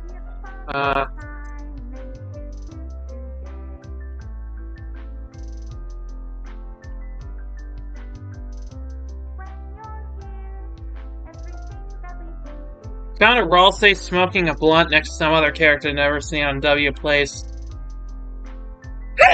So I'm adding a Star Walker next to them. Awesome. And Ruth Shiraishi.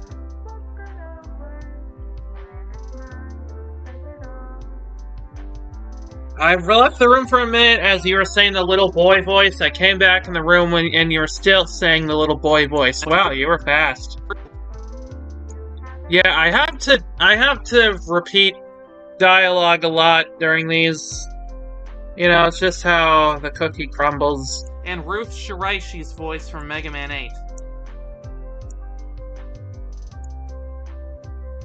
I really had to look up how to pronounce all of these.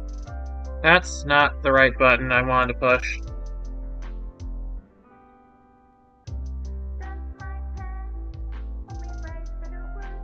Editing! Yeah! I love it so much. I'm sure it's riveting to be watching this. You're basically getting a sneak preview of this whole video by watching this.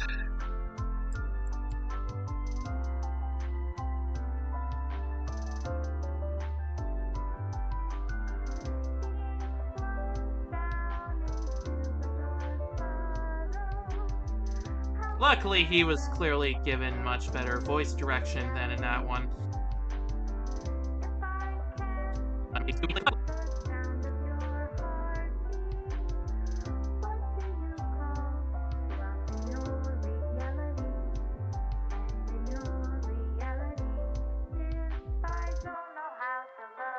Stop. Stop doing paste. I'm not pasting.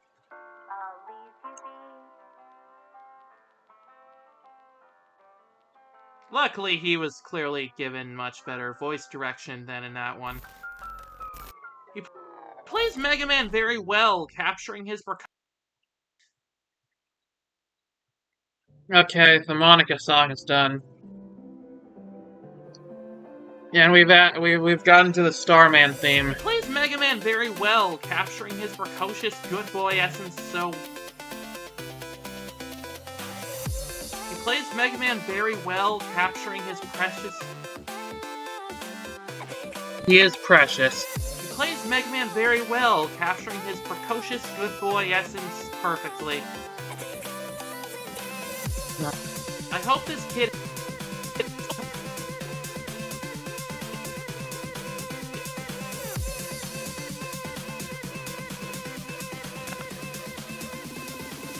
I think I'm in love with you.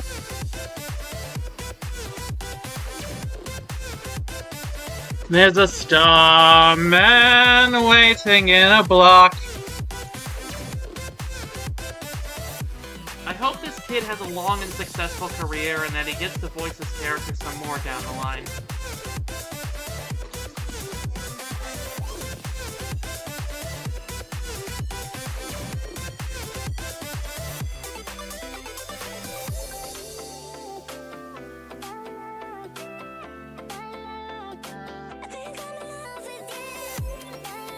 Dr. Light...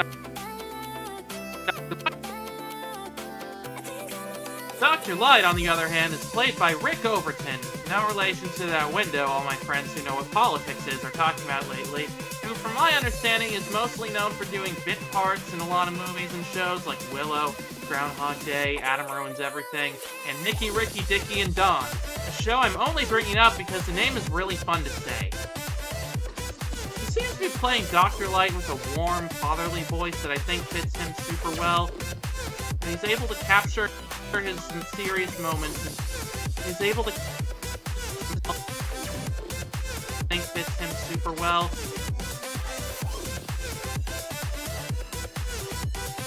And he's able to capture his serious moments. He's able to capture his serious moments, and the carry feels for Rock perfectly.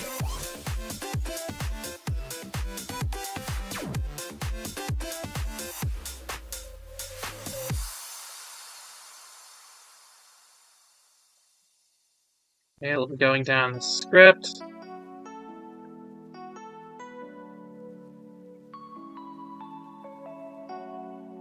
Ooh, Splash Woman, nice. Rock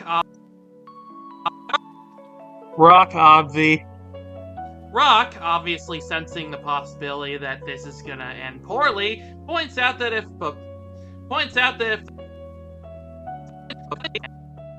this is gonna end poorly,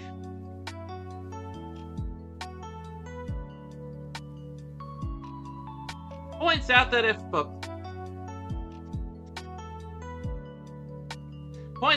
the Bomb Man plan goes south, maybe he can fight.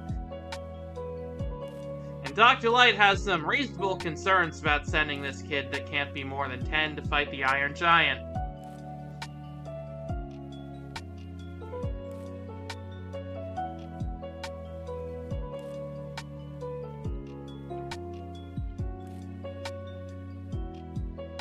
Favorite Mega Man game soundtrack? Mine's 9. I mean, there's so many good songs.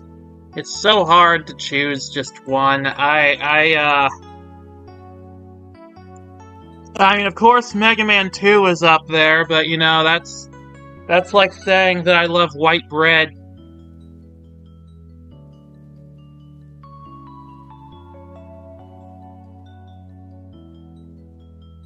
Gotta eat lunch, have fun editing, Jukes. Okay, have a good lunch, Camellia Fandango. I'm gonna try to keep going until I get to the end of the narration, at least. I'm in a groove. I like this. I love hanging out with you guys. The episodes are not in a music folder.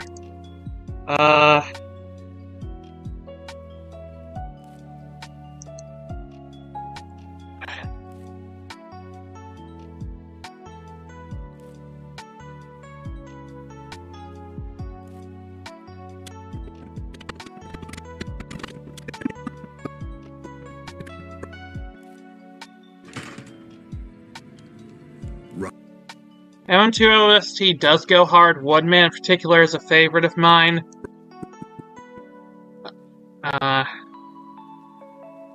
Yeah, I love Bubble Man's theme personally. Rock. But all the games have really good songs. Love being around you. Ah, thank you. I made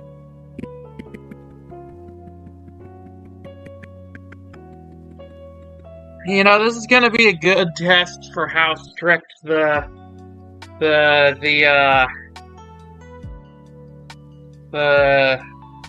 copyright on this episode is. I made you because I needed Help! You made me to help. Let me help. in the lab, Rock. And there's that bit. And oh, I have a treat for the next part. I like Bubble and Crash a lot. Yeah, those are good. Okay. Goes there. Now, where did I put the dialogue that I had people record?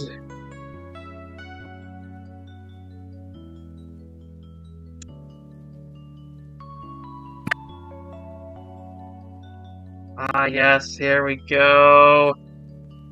I got some voice acting from some good friends. Well, not friends. Boyfriend and family members. To do this next bit. Well, maybe Roll can help too. What the hell is a roll? You know Roll, my sister, your daughter. That's why I'm named Rock. It's like a pun, rock and roll. I think I would remember if I had a daughter with such a ridiculous name. Yeah. Introducing Sky Cloud Lord, and my father, Dallas D. Munger, for doing Mega Man and Dr. Light's voices respectively. They did an amazing job. I am very thankful for them helping me on this project.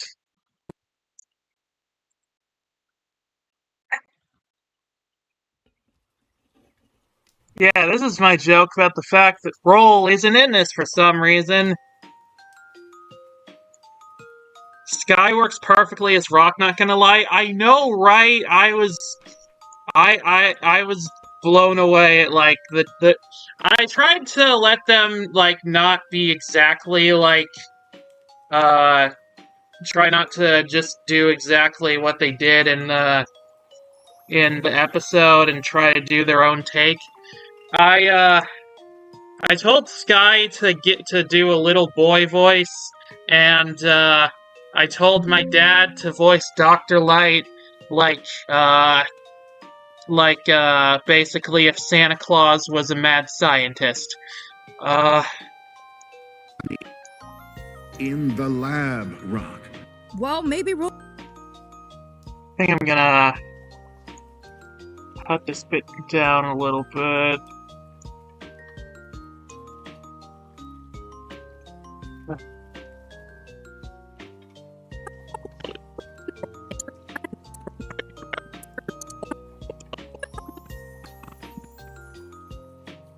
Well, maybe roll can help too. What the hell is a roll? You know Roll, my sister, your daughter. That's why I'm named Rock. It's like a pun, rock and roll. I think I would remember if I had a daughter with such a ridiculous name. That's a wonderful description of Dr. Light. Thank you. I wonder, because of something I learned, I figured out earlier, I wonder, let me try this with robot voice.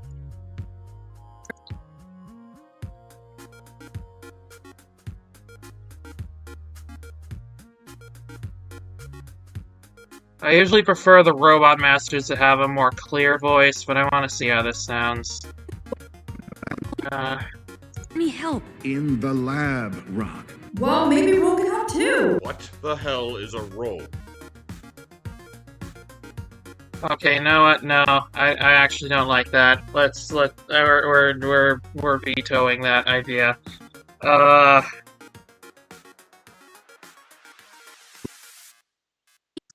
This is one of my favorite. This is like my favorite bit in the whole thing. Because I needed Help! You made me to help. Let me help. in the lab, Rock. Well, maybe roll can help too. What the hell is a roll? You know Roll, my sister, your daughter. That's why I'm named Rock. It's like a pun, rock and roll. You wonder what's for dinner? I do wonder that, but that's not important right now. Lab, Rock. Well, maybe roll can help too. What the hell is a roll? You know Roll, my sister, your daughter.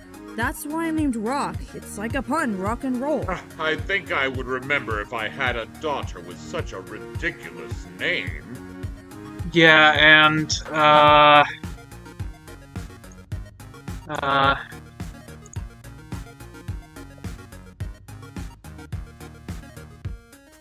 okay, admittedly the animation is growing on me. Awesome!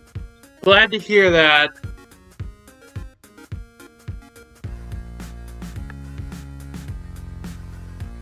Okay.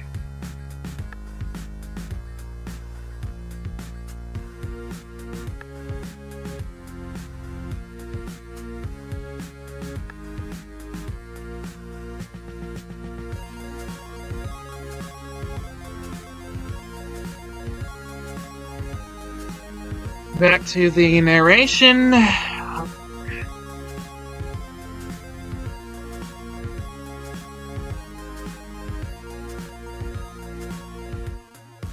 Saving, you gotta be sure to save, always.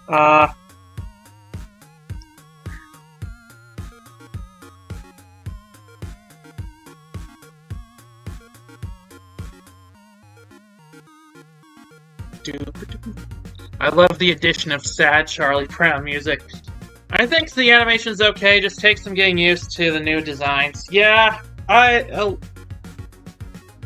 think the armor could have been better, but we don't even see it for that long. I think the animation exists, it sure does. Rock doesn't push further than this, but does power. Why is Bomb Man a Gundam? I think they just want him to look cooler. A little while. Rock doesn't push further.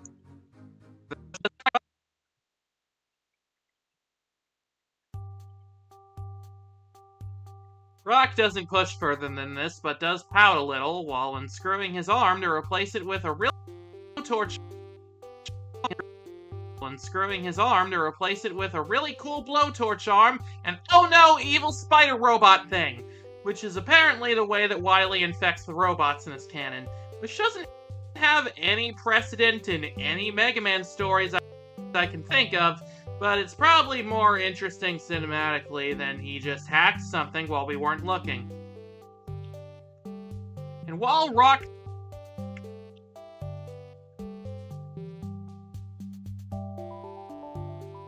Ba-bomb, man. He's got a ba-bomb! Ba-bomb. I want to see ba-bomb, man.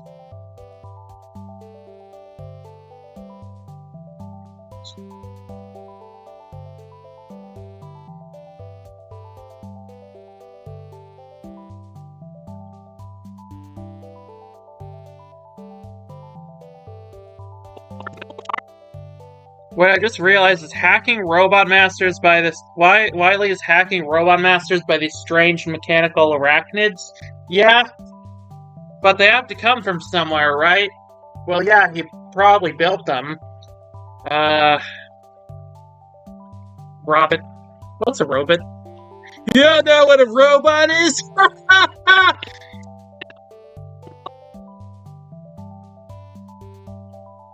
Did Wily build a robot to make these little spiders and hack the other robots? I don't know. I feel like he made them himself a Spider-Man, if you will. I changed my mind, actually. I think that's exactly what he did. I think he made a Spider-Man, and yeah. And while Rock displays some really impressive platforming skills to follow it, it's no use, and the evil spider robot thing just converts Bomb Man immediately. There is not even a struggle at all. Your antivirus sucks, Light.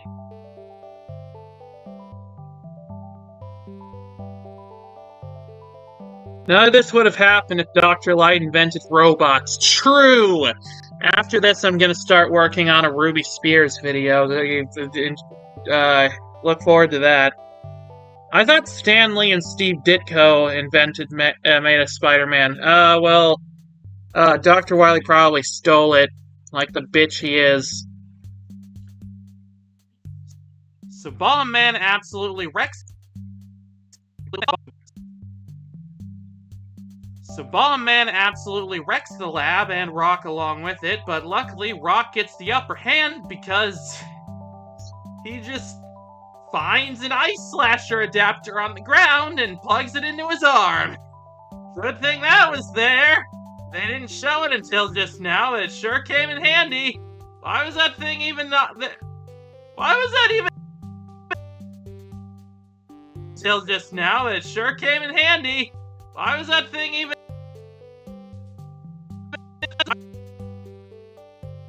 My system crashed, I lost my data, but I have an antivirus. Antivirus isn't enough, you need a proto-gen. To be fair, we saw Dr. Light invent the internet, and it basically went the same way. True. Oh right, Proto-Man, actually.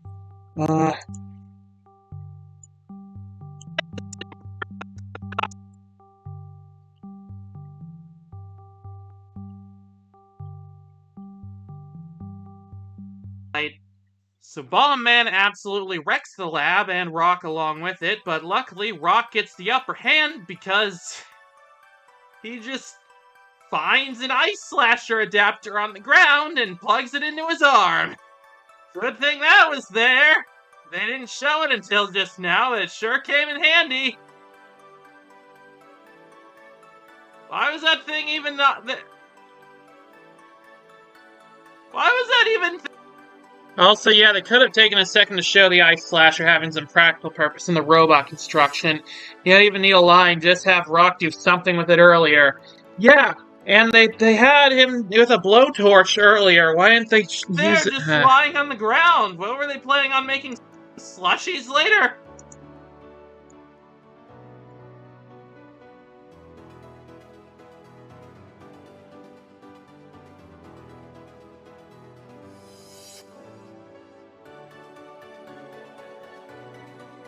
When they don't replace your core, it feels so strange not to hate you anymore. But you wouldn't know, would you? So Rock freezes Bomb Man's arm, causing his bond to get freeze to him by accident.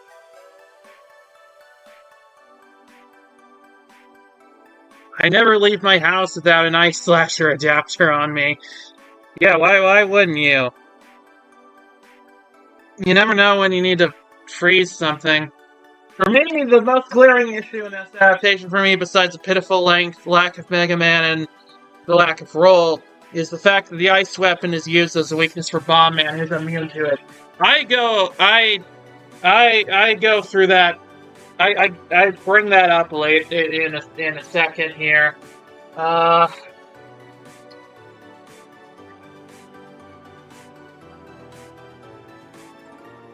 Hey, the Lego Lesbian Robot song. Hell yeah.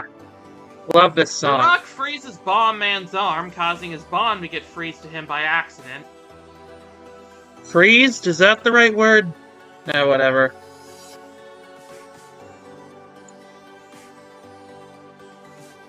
Oh yeah, I wanted a clip of him saying sorry.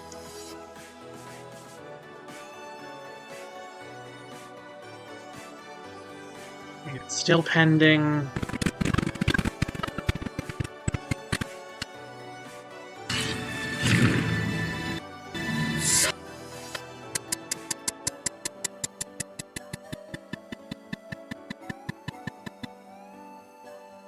Sorry. I love Lego Dimensions. I love Lego Dimensions. I don't love how Lego Dimensions costs.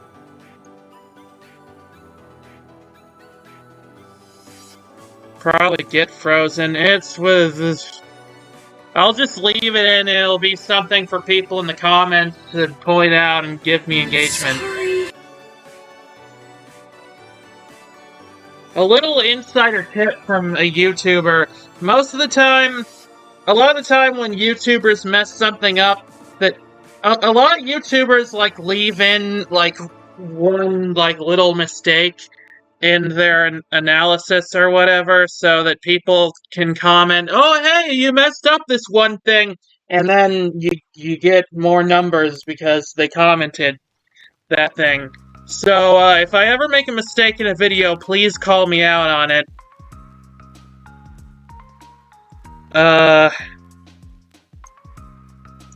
In the comments.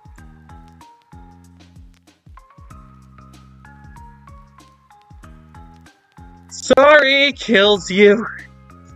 Yeah, well, he wasn't trying to kill him, just incapacitate him.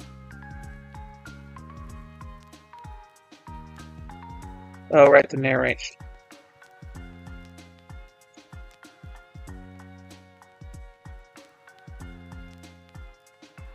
Now, only 15 minutes left in this thing. That's not bad.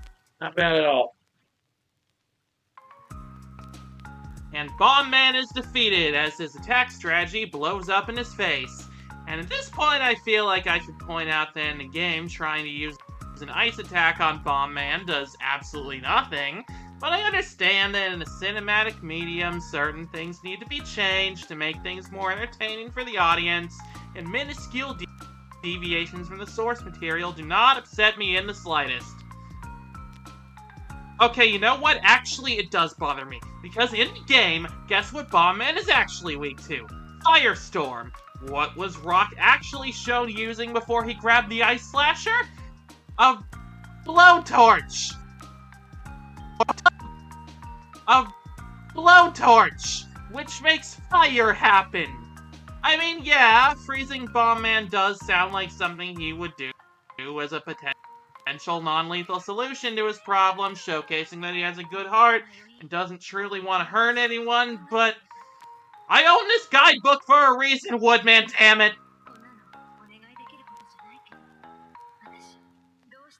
Yep, yeah, that's my segment ranting about weaknesses.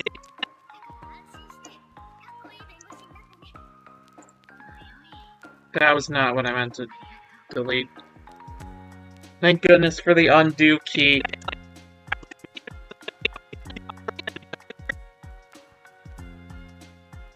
Firestorm also would have looked just as cinematic. Yeah! That would have been cool.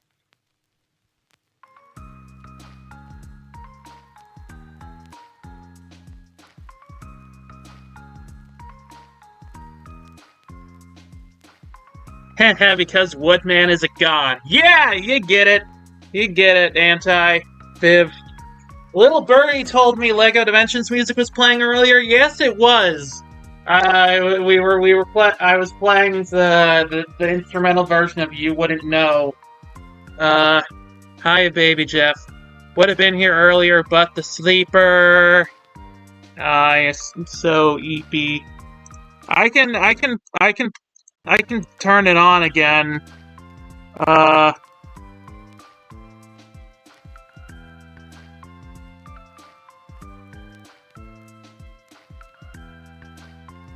Where did I put it in this playlist? I have a lot of songs in here.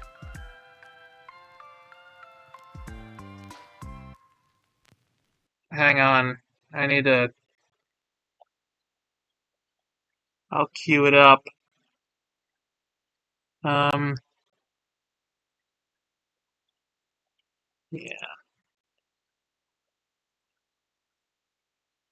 Totally. It's okay, I'm just here to chill regardless. Yeah, but it's a good song, so I don't have a problem playing it again.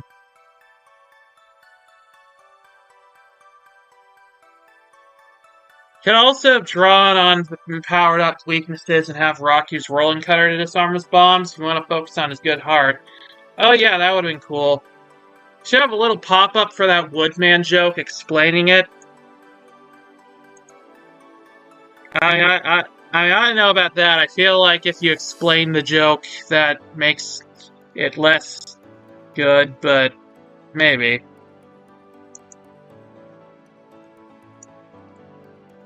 When I review Mr. Mega Man eventually, it'll all come together. Unfortunately, Bomb Man falls over and almost crushes Who here loves to eat a nice bowl of cinema? I don't usually do that, but I do love to eat a nice bowl of Sibina. Unfortunately, Bomb Man falls over and almost crushes Dr. Light, and when Rock goes to help him out from the rubble, something that actually kind of... Not everyone read Mega Mix. It's not even... Well, I mean...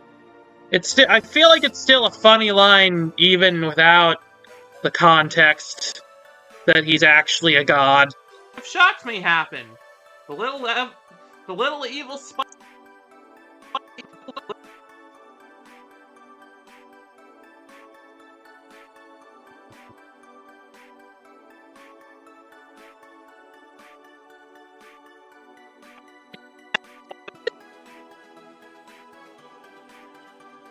I prefer a warm glass of TV static. That's also pretty good. You can find a lot of that out here in the void. Woodman, damn it. Unfortunately... The Joke Explainer 7000. Oh, I could make a cameo from the Joke Explainer. Bomb Man falls over and almost crushes Dr. Light, and when Rock goes to help him out from the rubble, something that actually kind of shocked me happened. The little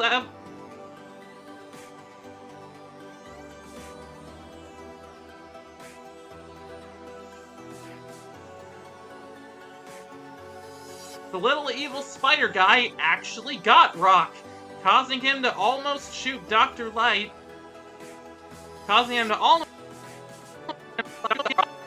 He got Rock.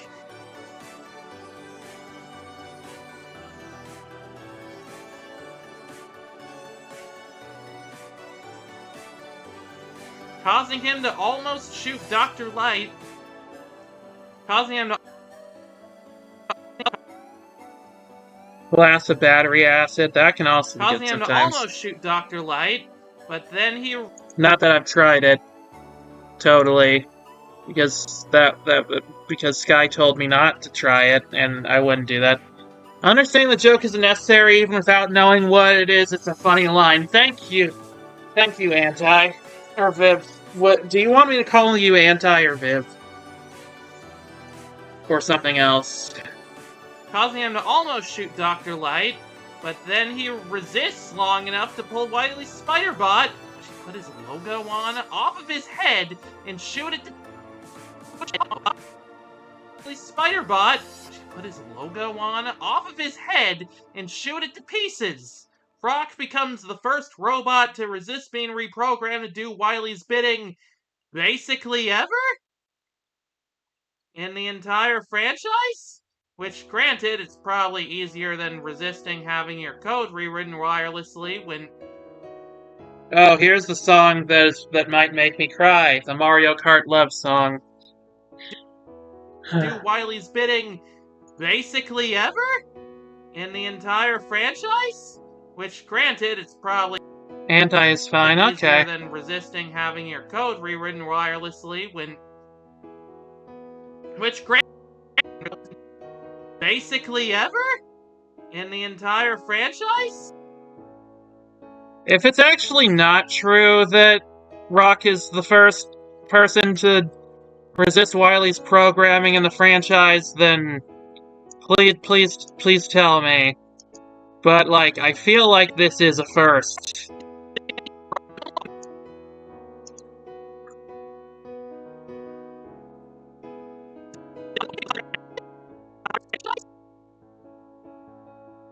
Which, granted, it's probably easier than resisting having your code rewritten wirelessly when...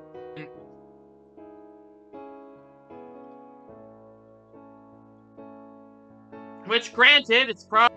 No, I think Rock's the first. That's pretty awesome, and actually makes this short significant in Mega Man history. Well, chronologically, I mean, like, in terms of when these adaptations came out.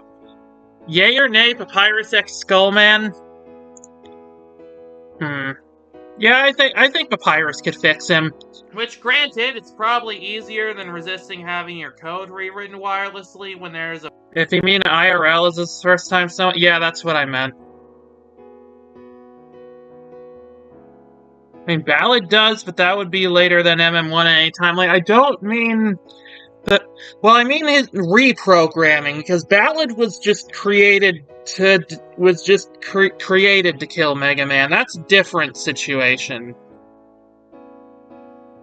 So, that's different than being basically brainwashed. The physical bug that you can shoot and kill, but... Also, depending on your interpretation, Proto Man did in Mega Man 3. I think he just blackmailed Proto Man, basically. Or just I don't think there was any reprogramming done. I think he just gave him a job in that. Right. Oh, it's a bug in their system! Also, I don't think Sunstar was reprogrammed. I think he just had his own agenda and went along with Wily.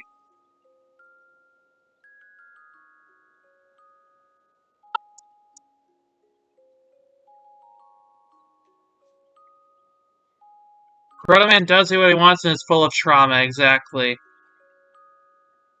Okay, reprogramming specifically, I guess that's the first one. I think so, yeah, that's wild. It's tough to be a bug. Yeah, it sure is. Also, can I take this moment to say that this short is beautifully animated? It has a near photorealistic style that manages to capture the spirit of the characters in this futuristic technological world.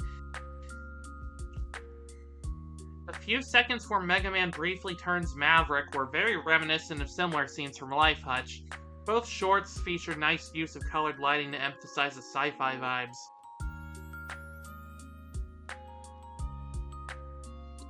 Seems good.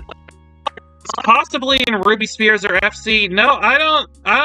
We watched all of FC and not FC, Ruby Spears, and I don't remember that. But I'm not sure about FC. I mean, in FC, Wily was barely in it at all.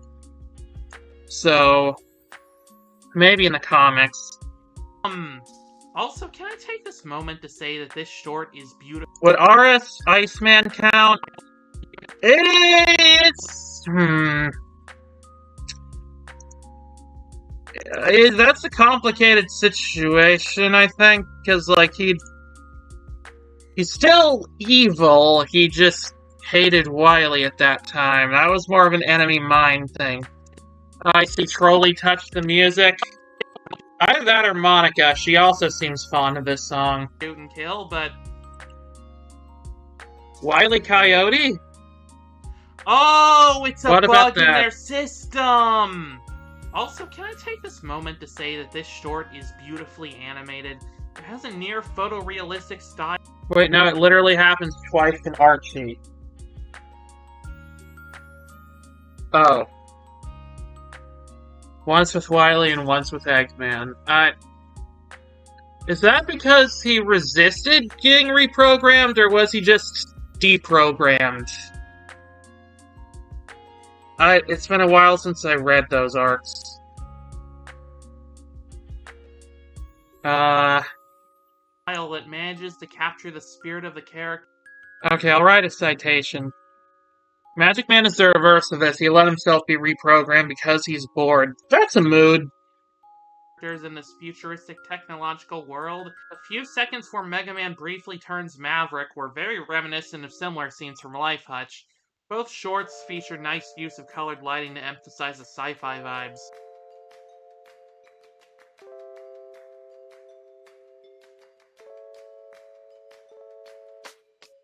We're making good progress on this. I should do more of these streams. So now Rock has proven himself worthy of becoming a super fighting robot by being the only one with a working antivirus.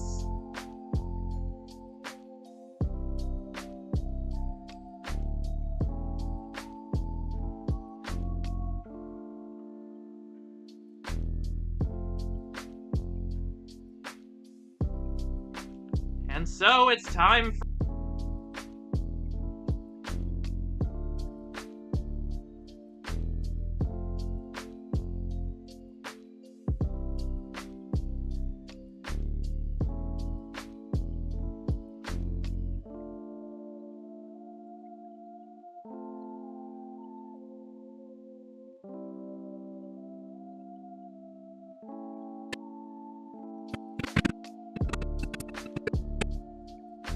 And so it's time. It sure is, although he's not in this one. I'm sorry. Doc. Oh, that's a bit too early.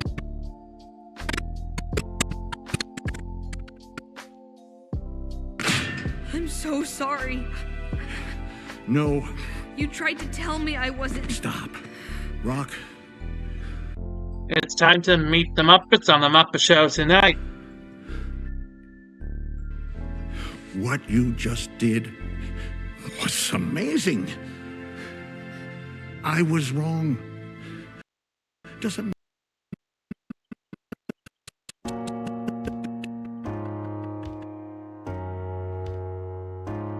matter what I made you for. This is what you were meant for.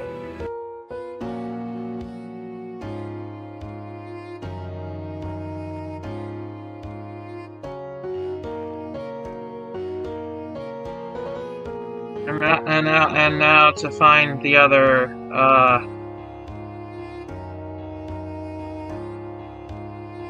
now to find the other sketch, or audio thing that I made. Wherever that is. This is a really disoriented timeline. Oh yeah, here's a graphic I made for the rabbit hole bit that I cut out. This line instills the expectation that Rock should kill his siblings because it's what he was meant for. Yay! That won't have lasting consequences for him. Not at all, I'm sure. I'm sure he's going to be very mentally healthy from now on.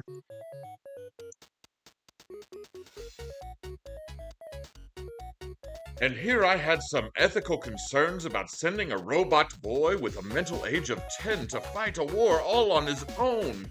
But now you've convinced me I was just being silly. Wait, no, when you put it that way. Too late. You're my only hope. Again, roll. I told you, my boy. I don't know who the hell that is. Oh, roll!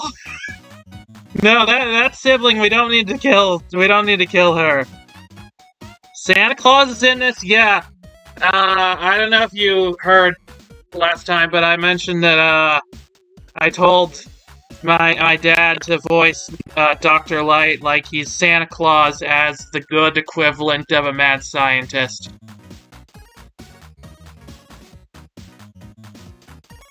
Good-er, anyway. Few seconds where Mega Man briefly turns Maverick were very reminiscent of similar scenes from Life Hutch. Both shorts featured nice use of colored lighting. They both had too much fun with this double home run. Yeah, they did fantastic. I absolutely love working with Sky and my dad. I mean, obviously, one is my boyfriend, one is my dad, but like they always give 110% in their whenever I ask them to do voice videos. Sci-fi vibes. So now Rock has proven himself worthy of becoming a super fighting robot by being the only one with a working antivirus. Doesn't matter what I made you for. This is what you were meant for. And here I had some ethical... Okay, I need to have that start earlier.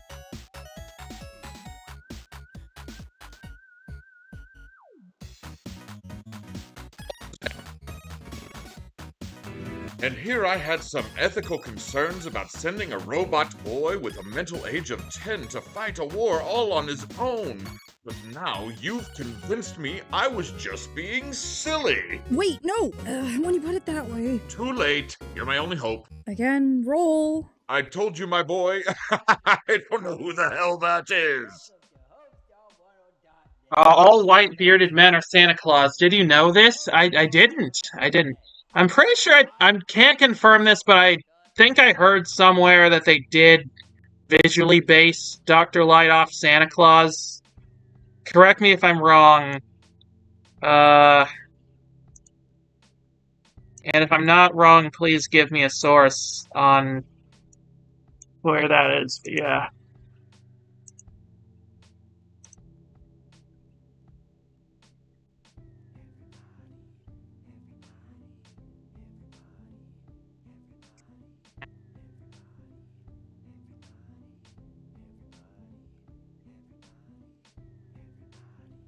No, you can't say that in 20XX. Oh yeah, they're a lot more progressive about things. Yeah,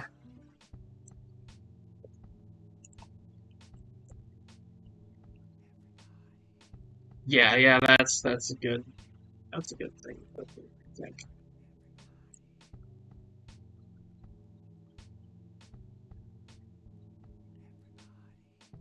And so it's time for a badass super suit building montage set to the one song everyone's heard from Mega Man.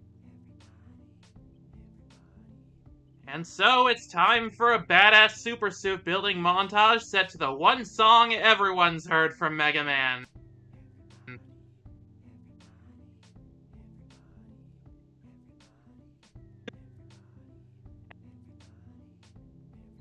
Yeah, this is the part where, Take 126. Oh, hello. I'm Homestar Waddle. Isn't that great? Oh, I can't take it anymore.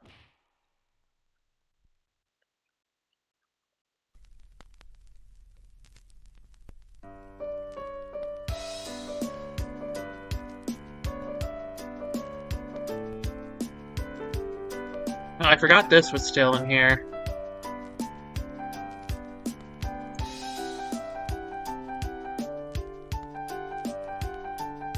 Douglas the Seal was Santa Claus when he was alive, probably. I don't know who that is, but yeah, I'd believe it.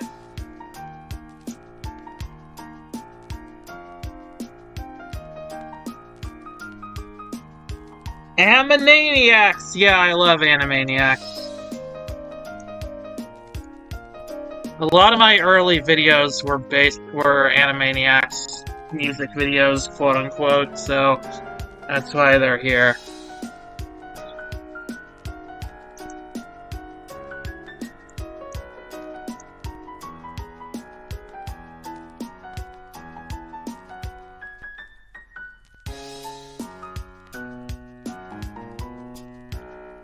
Mega Man catches his iconic Mega Man.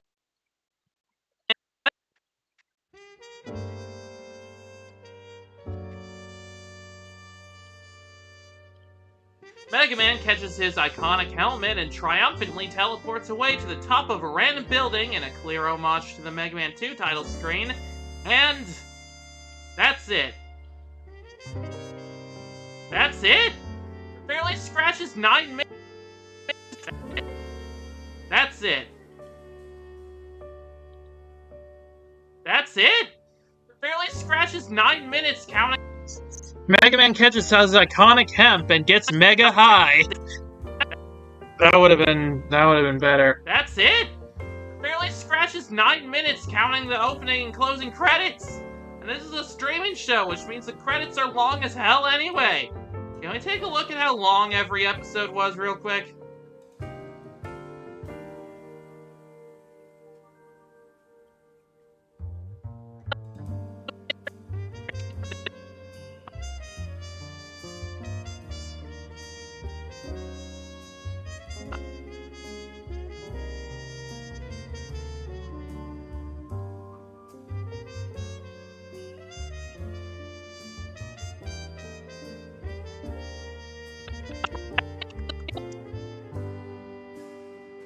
Oh yeah, I was gonna put a speedrun graphic here, but I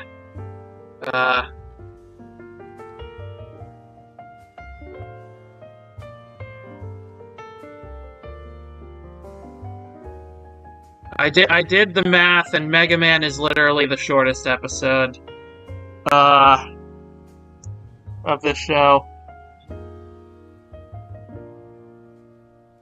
Wow. Wow.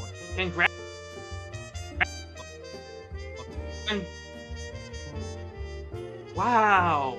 Congratulations, Mega Man, for achieving the secret level speedrun world record at 8 minutes and 20 seconds.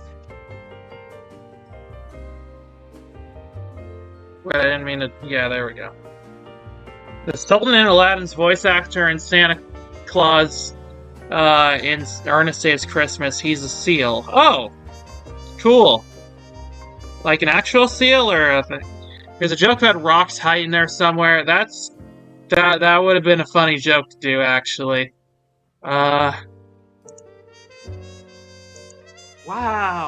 Congratulations, Mega Man, for achieving the secret level speedrun world record at 8 minutes and 20 seconds. Just barely beat out Spelunky by 5 seconds. What are you gonna do now?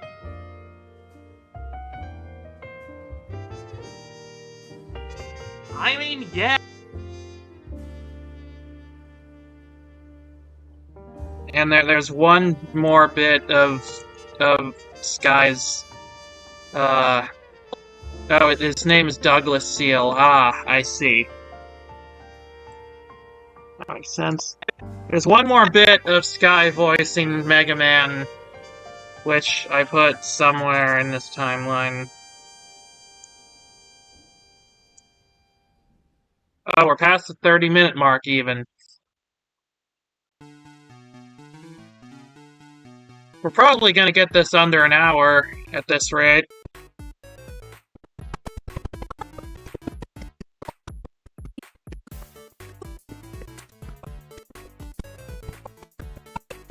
Oh yeah, this is the episode. I'm gonna put these filters over the footage in the video for copyright reasons. Now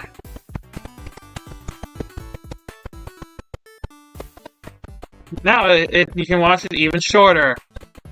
Now I'm internally laughing a little internally at Mega Man sharing a show with the 40K Marines, because while you wouldn't know it because the show's so really dark, they're supposed to have blue armor too. Oh, really?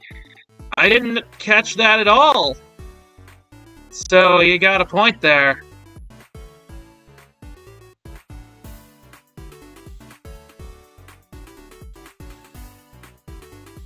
No, that's a different thing. Mega Man and Mickey Mouse having lunch together is my favorite. Your favorite what? Is that a thing, or is that a hypothetical situation? So I would like to see that. Yep, Rock standing next to what's basically a giant bootleg Mega Man. True. Here's some graphics tests for some of the effects that we're scrolling past. I've been very experimental with all of this. Oh, there's the credits.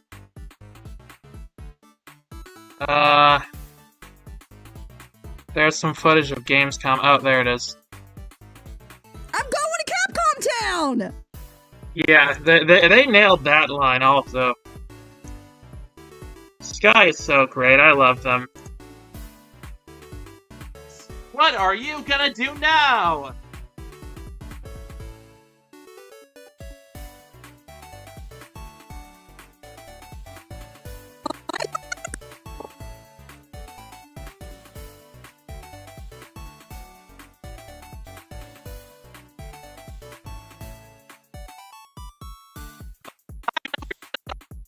Are you gonna do now? I'm going to Capcom Town! Ooh, nice, the Me Channel music.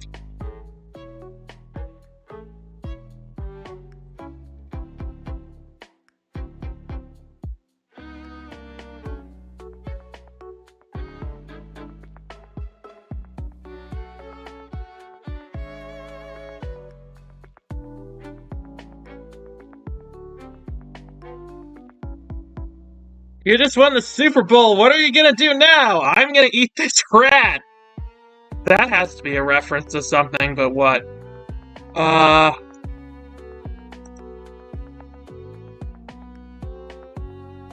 Sky's rock voice is perfect for this. I love Sky's rock voice. It's so good. I totally am going to get them to voice Mega Man for as many projects as I can. I mean, yeah, it was good. I just wish there was a little bit more here. It's a real shame that Dr. Wily doesn't make an appearance. He's always... It's a real shame. I just wish there was a little bit more here.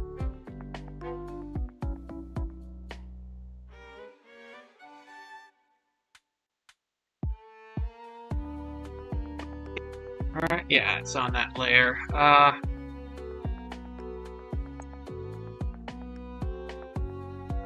long have I been doing this? Oh, almost 3 hours. Wow. Well, I'm almost done with the narration, so we're gonna keep going. I just wish Fish Splish Swish Splish. I just wish Fish Swish Splish. Yep. I mean, yeah, it Me was too, good. I think. I just wish there was a little bit more here. Why isn't Dr. Wily in this? That's a good question. Sure is. I'm glad you agree. It's a real shame that Dr. Wily doesn't make an appearance. He's always... It's a real shame that Dr. Wily doesn't make an appearance. He always brings a fun, villainous energy anytime he appears in anything. They didn't even mention his former partnership and subsequent falling out with Dr. Light, which I believe is one of the most compelling character arcs in the classic Mega Man series, and is the inciting incident for everything that happens in it. Why isn't Dr. Wily a Muppet? I mean, he sure acts like one. But also we have Dr. Bunsen Honeydew already, and he's close enough.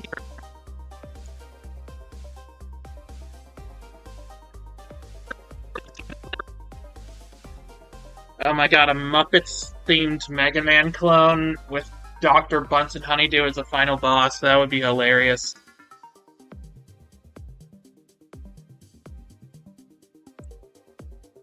Or maybe that one evil doctor from Muppets from Space. If Disney will ever acknowledge Muppets from Space happened. They didn't even call him Mega Man!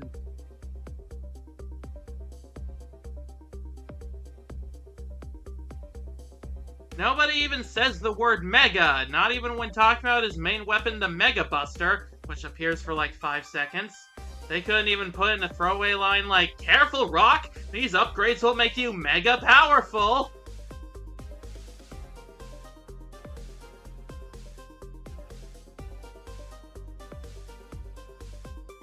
Muppets from Space happened? Yes, and I actually love Muppets from Space, personally.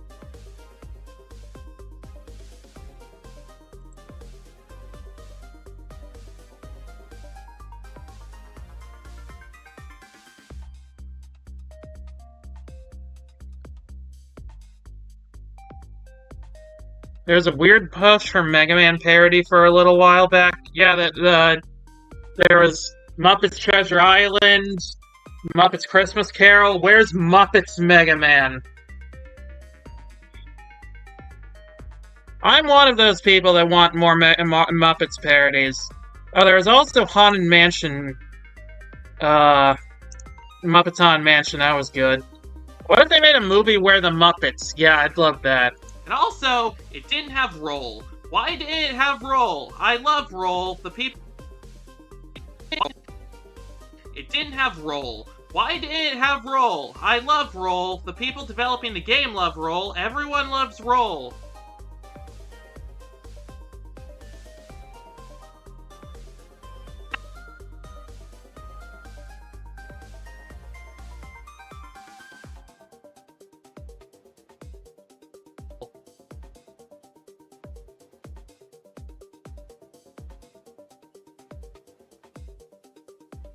So many adaptations don't have her for some reason.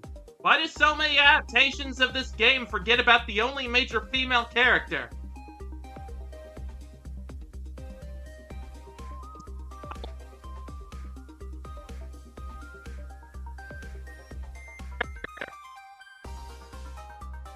Talk about non-Muppet stuff that parody just use the Muppets, not their own takes on their stories. Oh yeah. Oh, My Friendly Neighborhood, though I didn't play it myself, and there was that stupid adult Muppet buddy comedy movie that apparently sucked. Oh yeah. That was the Happy Time Murders. Oh, and Survival Street. Light skipped roll to build Bomb Man. That would suck.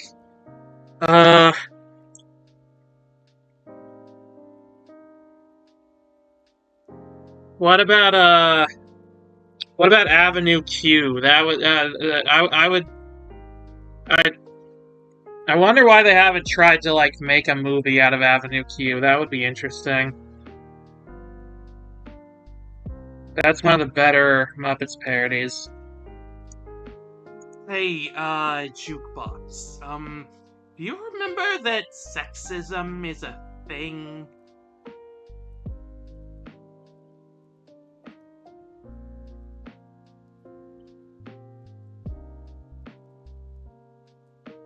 Survival Street, I will always talk up as basically the Muppets become resistance fighters against a slightly worse dystopia than the one we're living in. That's cool. Is it like a movie or a game? It sounds like a game. They fight the NRA, X, the Fox News, and ICE with guns. Oh, that's great. Artoria, are you implying that the video game industry has a problem with sexism?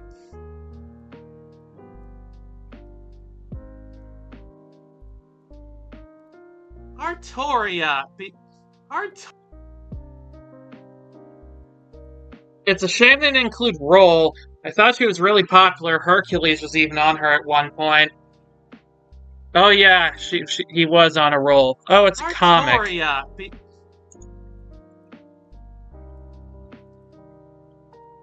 I'll need to read that at some point. Artoria, are you implying that the video game industry has a problem with sexism?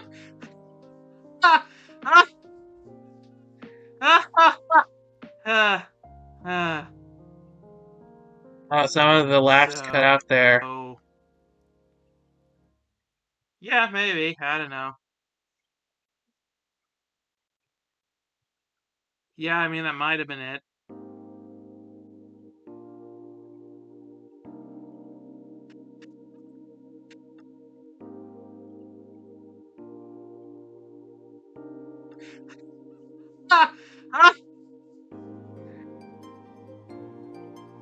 Oh, mighty number 9.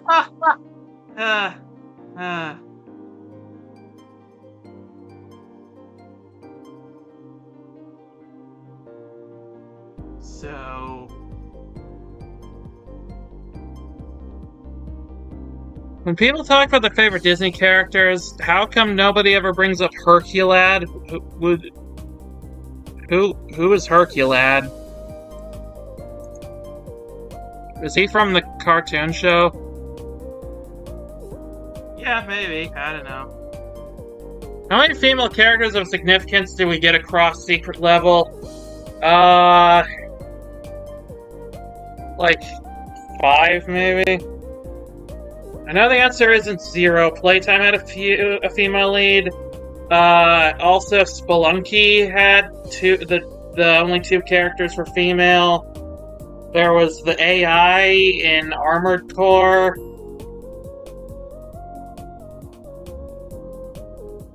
I think the bad guy in Unreal Tournament. Yeah, I mean, that might have been it. Yeah, I mean, that was probably it. I don't know. Oh, the Paladin in D&D, yeah. Yeah, that could have been it. I don't know. Also, I think the Wizard.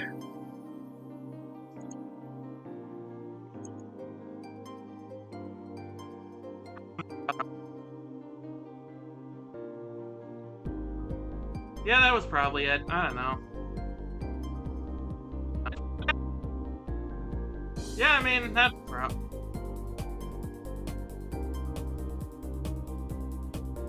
Yeah, that was probably it. I don't know.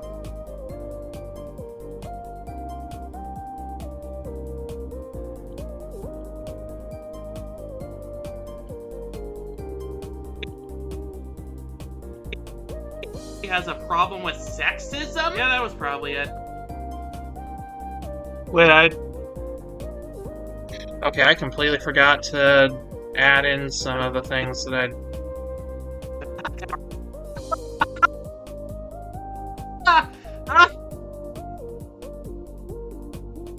I hate when I laugh so hard that, like, the mic doesn't pick up.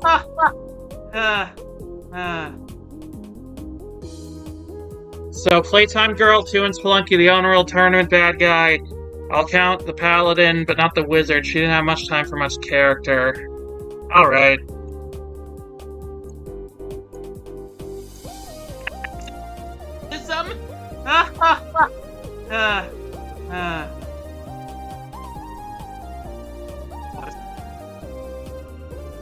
So...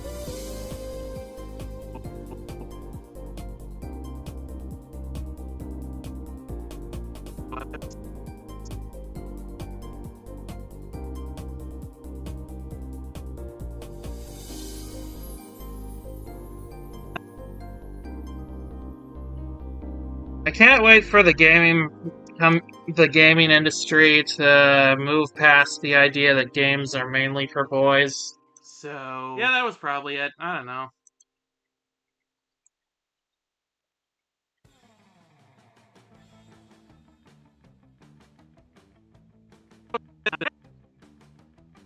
Yeah, that could have been it. I don't know.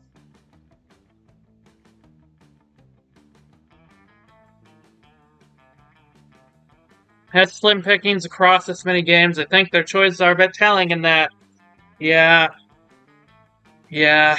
I mean, I feel like people ignore Roll because she's not really the most important character in Mega Man at all, but, like, if Ruby Spears was able to make Roll important back when there was, like, no material that made Roll an important character, then I don't think anyone else has an excuse, really. Ha ha ha ha ha ha ha ha. Oh, I re-record the laughs. Okay, that's way better.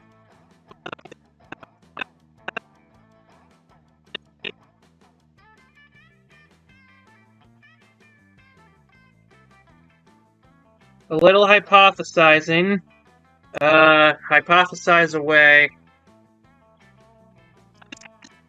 Some. Ha ha ha ha ha ha ha ha ha. So yeah, that was probably it. I don't know. Shadow Labyrinth, according to interviews, was basically Secret Level's idea. Yeah? Shortly after this series wrapped up, a lot of behind-the-scenes material got released for this episode, including concept art, previs, and deleted scenes that point to a different version of this episode than we got.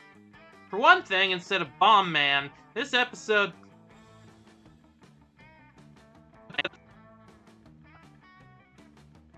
Capcom gave them free reign to do whatever they wanted with the Pac-Man. Namco gave them free reign to do whatever they wanted with the Pac-Man brand, and they liked the result enough to make a game based on it. I believe that.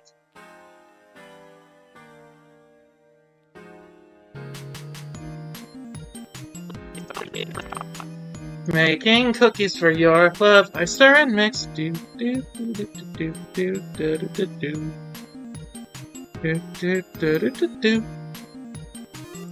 For one thing, instead of Bomb Man, this episode...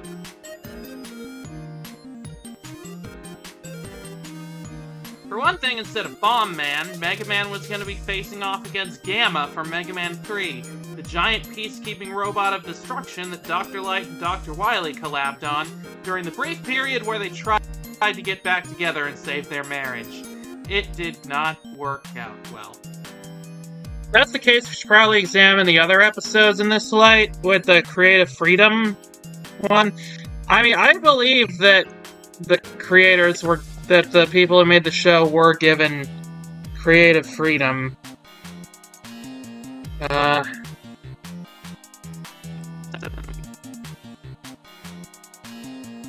It did not work out.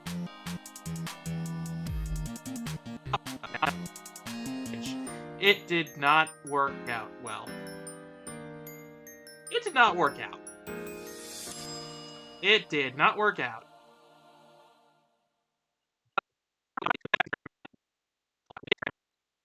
Their marriage.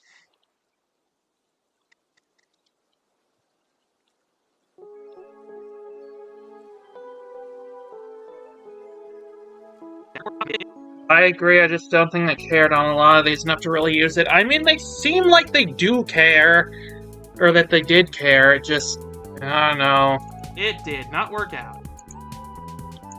I mean, there are some gems in here that, like, are really good, and... So, like, I hesitate to call up to, like...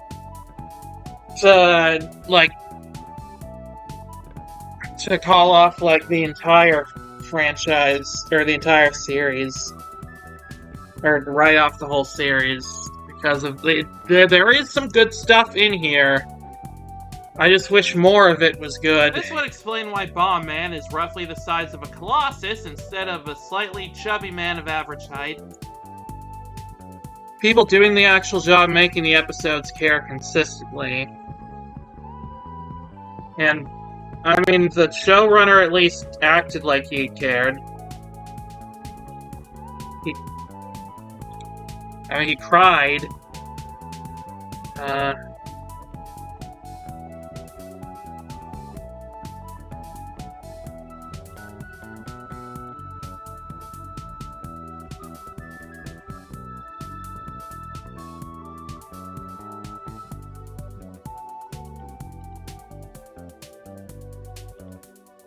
2 leaked deleted scenes included an extended shot of Rock sadly watching the news as the chaos unfolds, and a found footage POV shot of an average citizen trying to escape the robot attacks until they get cornered by a truly terrifying metal man.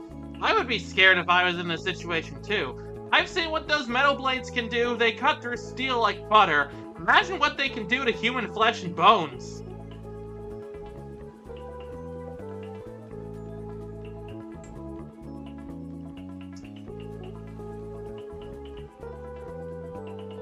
And now for a bit for all the Toria fans out there. I'm imagining it. Okay, I'm imagining. Okay. Okay, I'm imagining it. Oh. Okay, don't imagine it that hard. That's weirding me out. Okay, stop imagining.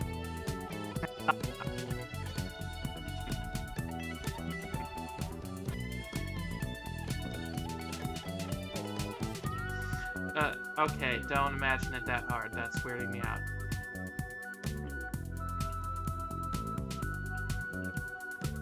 Okay, stop imagining it. That's weirding me out. They cut through steel and they cut through brick. Yeah. Okay, stop imagining it. That's weirding me out.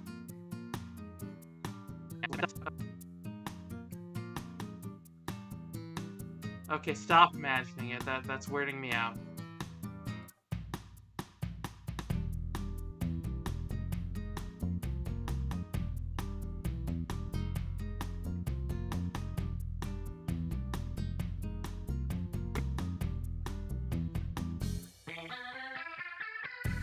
Oh. Okay, stop imagining it. That's weirding me out.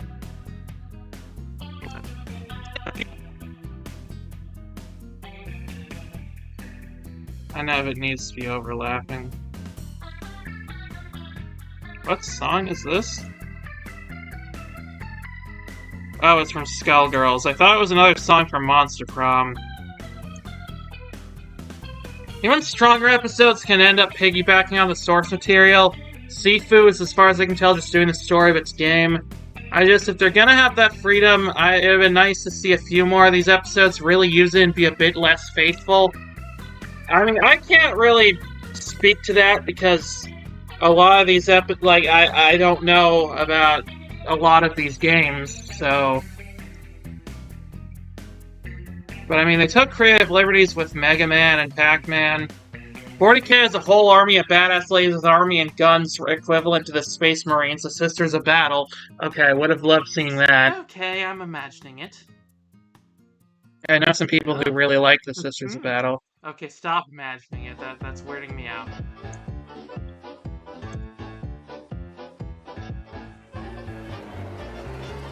Yeah, penny larceny, here we go.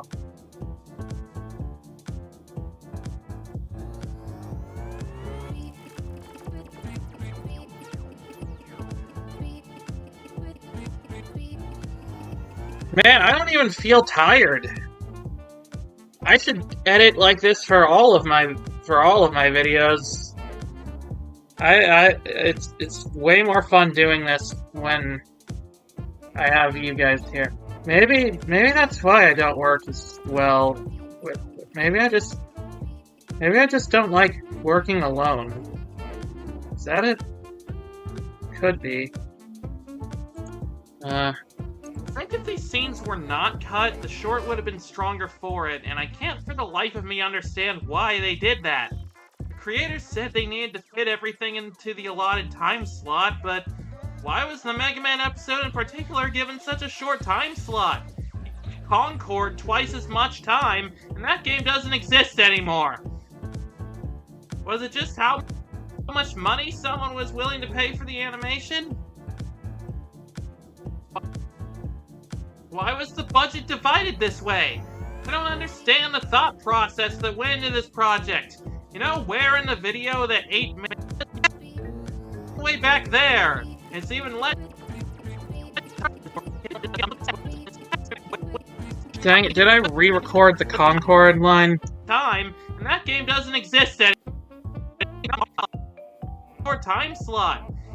Concord twice as much time, and that game doesn't exist anymore. Was it just how much money?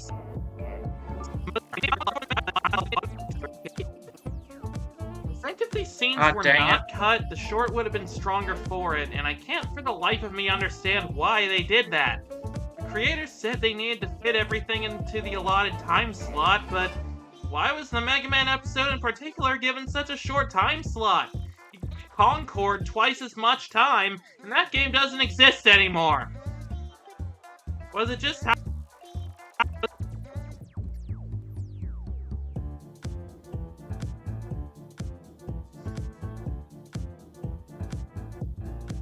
Was it just how much money someone was willing to pay for the animation?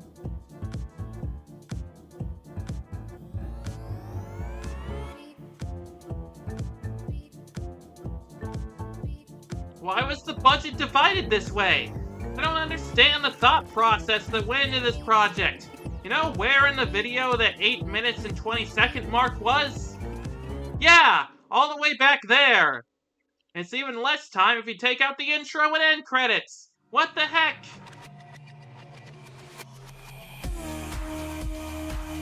Please tell me I re-recorded. Now, when all said and done, there's one final question to answer.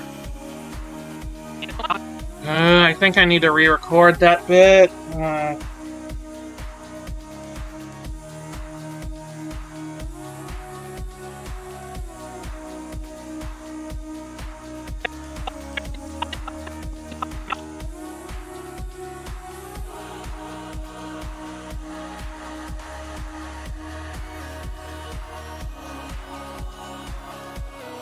Okay, I'm gonna need to record that later because I can't plug in my good mic while I have my while I have the hard drive and external mouse plugged in, because I've got freaking I've got only 2 USB slots on this laptop, but I will fix that.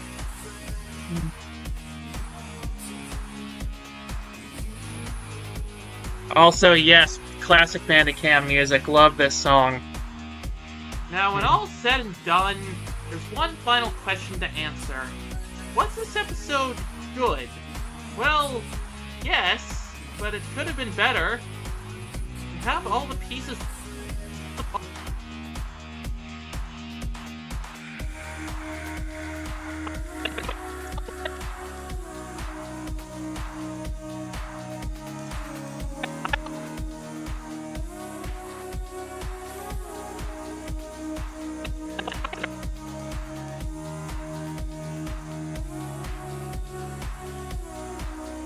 Have all the pieces here to make a very compelling Mega Man story. The animation has an appealing style. The 2 main characters are perfectly cast and feel like themselves, but it doesn't feel complete. There's clearly a lot more that they wanted to do with this idea that they just weren't given the time to flesh out.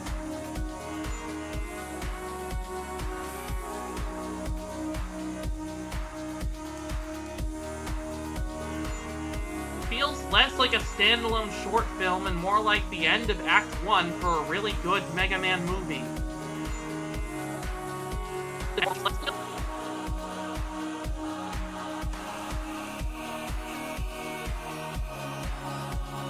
Since there has been a Mega Man movie in development, hell, since 2018, I suspect that might have been the case.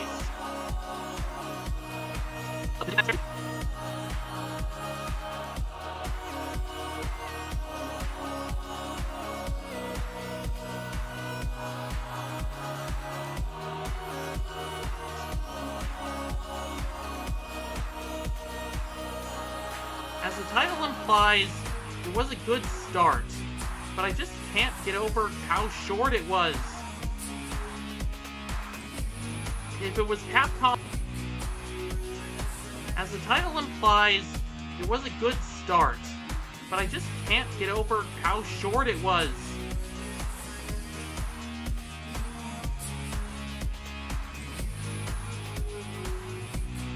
This video is already this video isn't even done, and it's already 7 times the length of the episode. Like, what? Or at least 4 times. If it was Capcom, if we count all the credits. Also, I support your OTP. Do you mean Star Walker or the original Star Walker? If it was Capcom that funded this thing, why didn't they give it more of a budget to make a longer episode?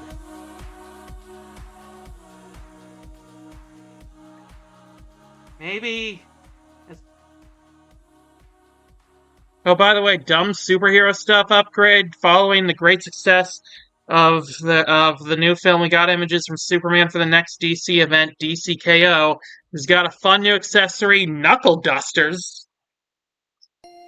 Good for him. I wonder how that's gonna happen. Original Star Walker. Nice. Totally get it. He is a catch. I can only speculate, but...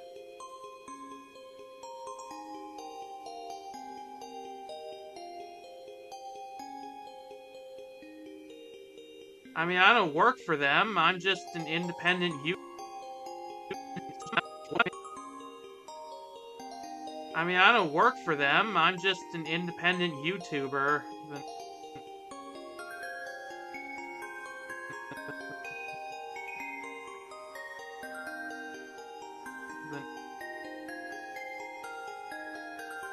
I mean, I don't work for a major game.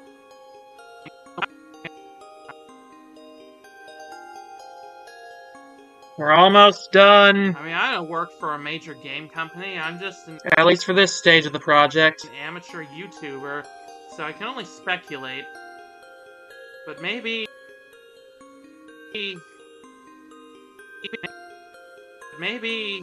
it's because they were scared. Scared that putting all their...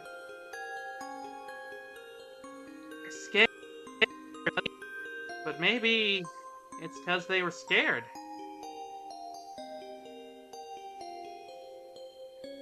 Scared that putting all their... Scared that putting their all into a new installment to this old series won't be as much of a success as they want it to be.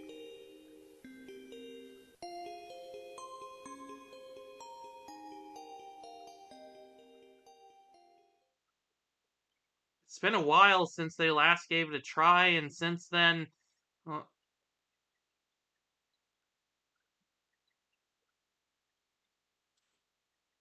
original Star Walker, lol. That's funny.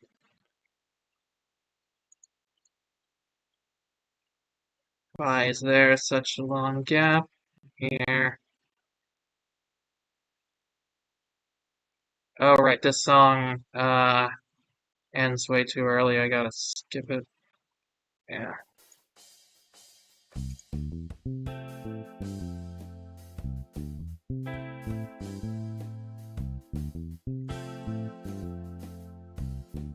Capcom, if it was you that funded this thing, why didn't you give it more of a budget to make a longer episode? I mean, I don't work for a major game company like you guys. I'm just an independent YouTuber, so I can only speculate. But maybe it's because you... It was a good start, but I just can't get over how short it was. If it was... Oh yeah, I rewrote a bit of this part in the middle of recording. You were scared. Scared that putting your all... Scared... Because you were scared.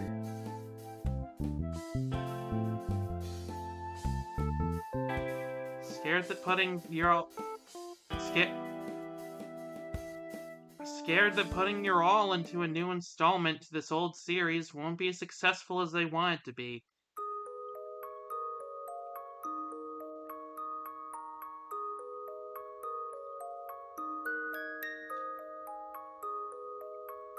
Scared that putting your all into a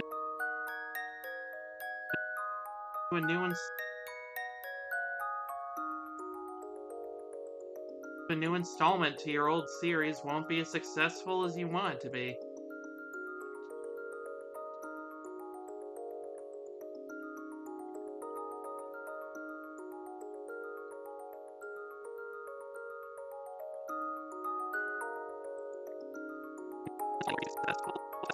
What is this, some kind of secret level? You could see.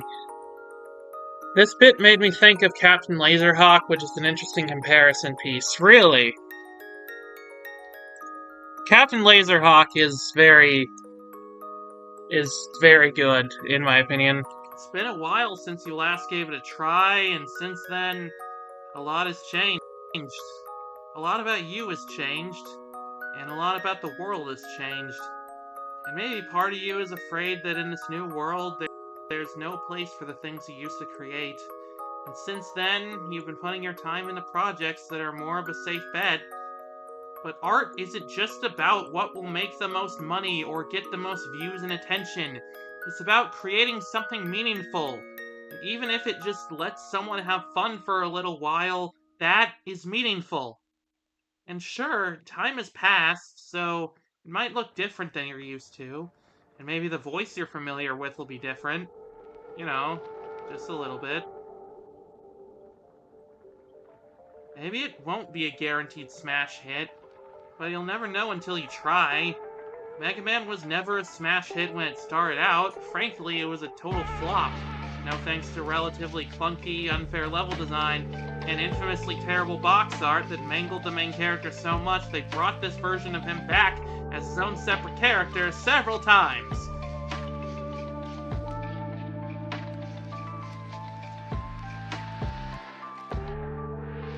More broadly, beyond the specifics of that decision, I feel Laserhawk kind of shows a worrying trend in how big studios approach classic games and IP. Yeah. This is really sweet. Thank you. I tried to make a good ending for this. But you gave it another shot. But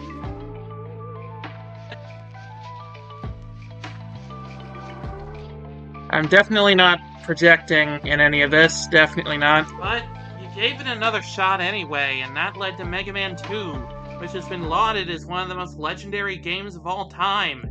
They put You put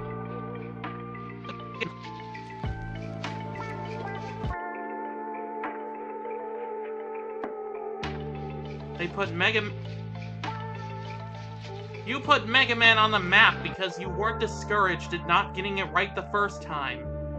You got a second chance. And in the landscape of modern streaming services, second chances are hard to come by. But I think if anything, Secret Level and the Mega Man franchise as a whole deserves a fresh start.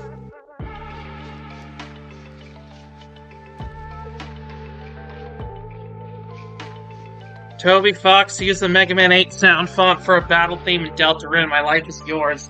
That would be really cool, honestly.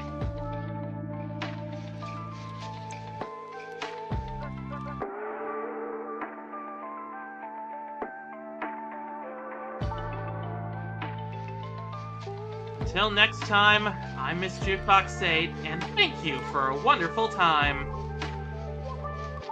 Hey, she said the thing. She said it.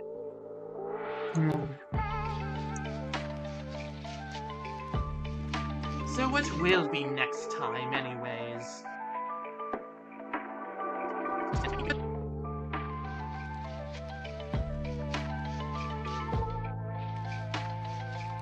So what will be next time, anyways? You're going to keep on reviewing things, right? I mean, in your streams playing through every Mega Man game, do you... I mean, in your streams playing through every Mega Man game, do you plan to do something like that for the non-game media? I know there's quite a lot. It seems really good so far, you two. Thank you. I'm to understand there's quite a lot. For the non-game media. This is a really appropriate song to play right now. Can't wait to watch the final product. I can't wait for everyone to be able to watch the final product. I'm really passionate about this video. I'm sorry it's been taking so long, but I'm glad I think it is helping to be able to work on it along with all of you. You've done a great job. My apologies for the endless tangents. Hey! I love the tangents. That's what I'm here for. Don't apologize. That's what's been... Your endless tangents are what's been keeping me going. I love your tangents. Well, I would love to, but I can only really review this one because it's on streaming. I don't know how I'm supposed to get any other things like that here in a whole other dimension.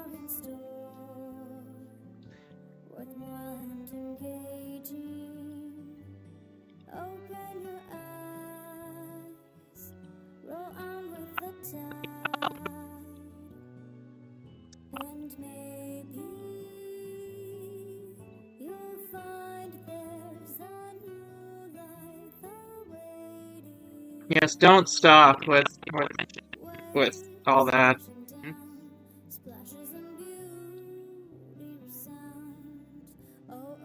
RSTs are incoming, yay! Hey, is it just me or did something... Hey, is it just me?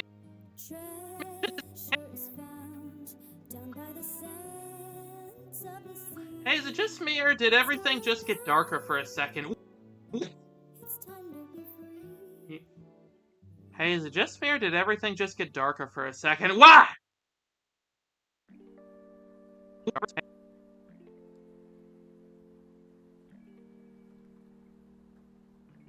Hey, is it...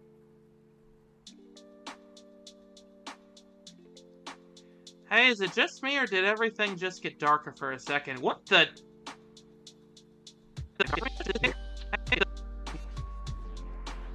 Hey, is it just me or did everything just get darker for a second? What the...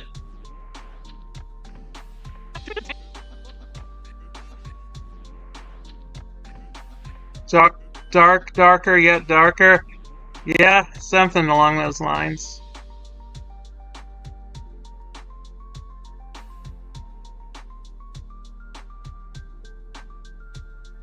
Wait, no.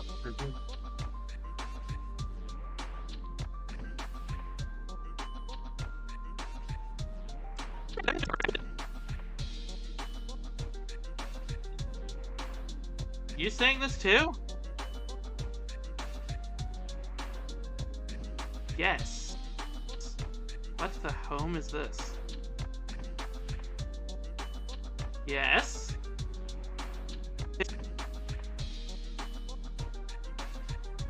You saying this too?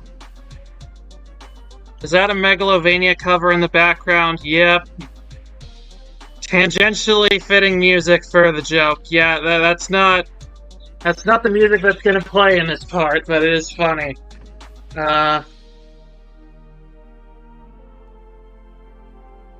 Yes. What the home is this? Yes. What the home is going on? Yes. What the home is going on?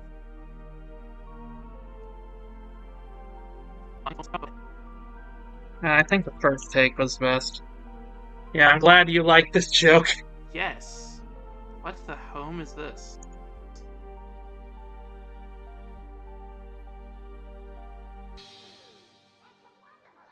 Sorry, gotta go. It's alright. I'm probably near the end. I'm probably gonna wrap up soon anyway. Thanks for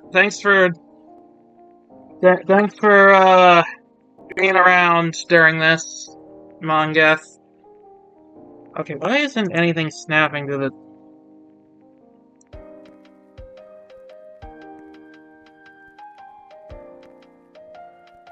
Why is nothing snapping anymore like it used to be? Oh, yes. What the home is this?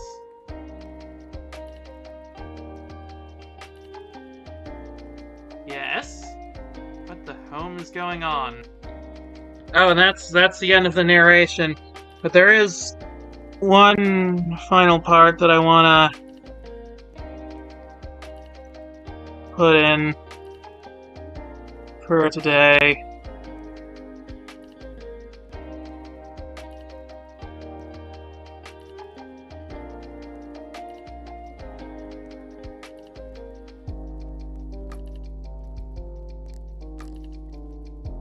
It's 1 AM, I've been having too much fun to fall asleep. I'm near the end, don't worry, you can sleep soon.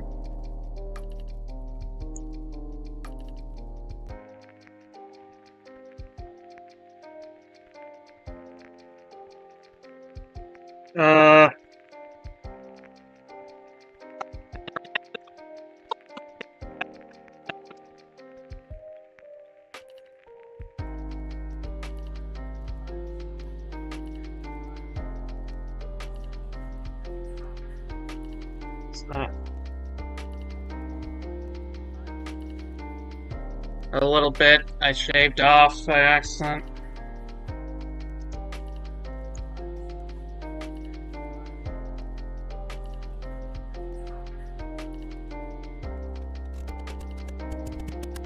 This part is going to transition into the credits, so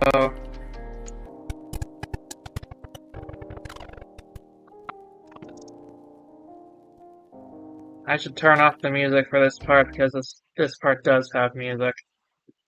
No.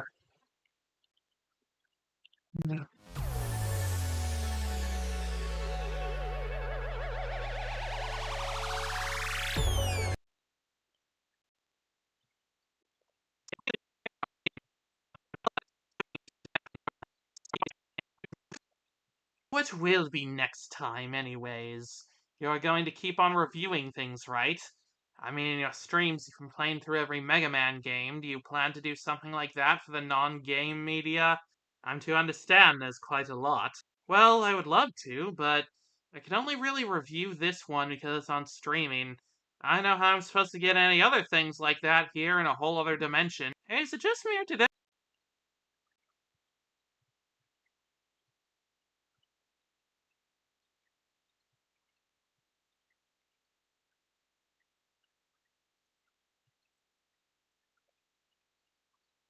everything just get darker for a second? What the?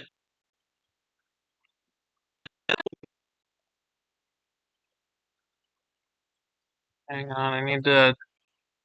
What the?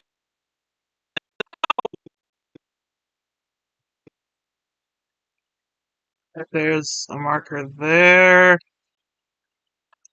And I need a marker where I turn around.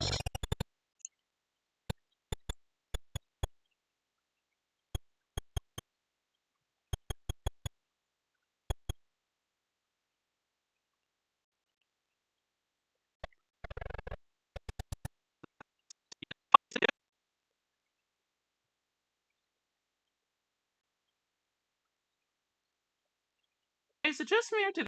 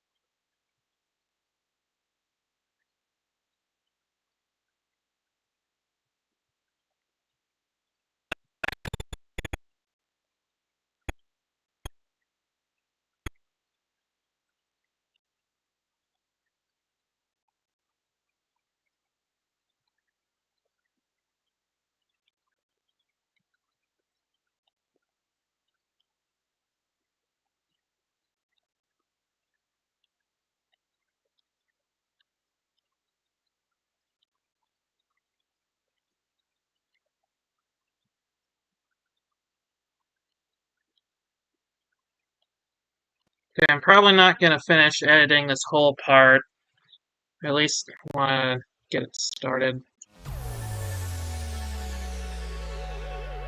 Hey, is it just me or did everything just get darker for a second? What the?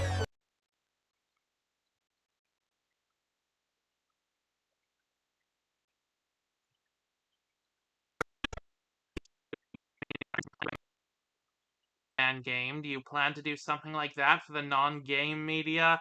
I'm to understand there's quite a lot. Well, I would love to, but I can only really review this one because it's on streaming. I know how I'm supposed to get any other things like that here in a whole other dimension. Hey, is it just me or did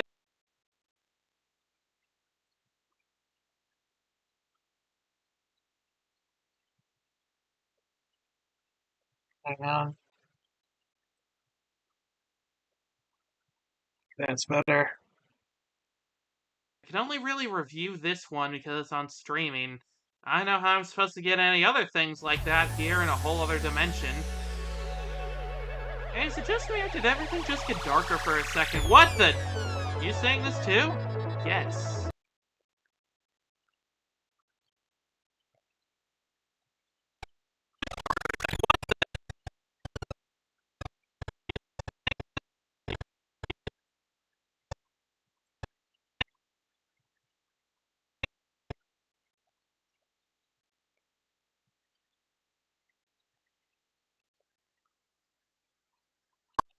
darker for a second. What the? You saying this too? Yes. What the home is this?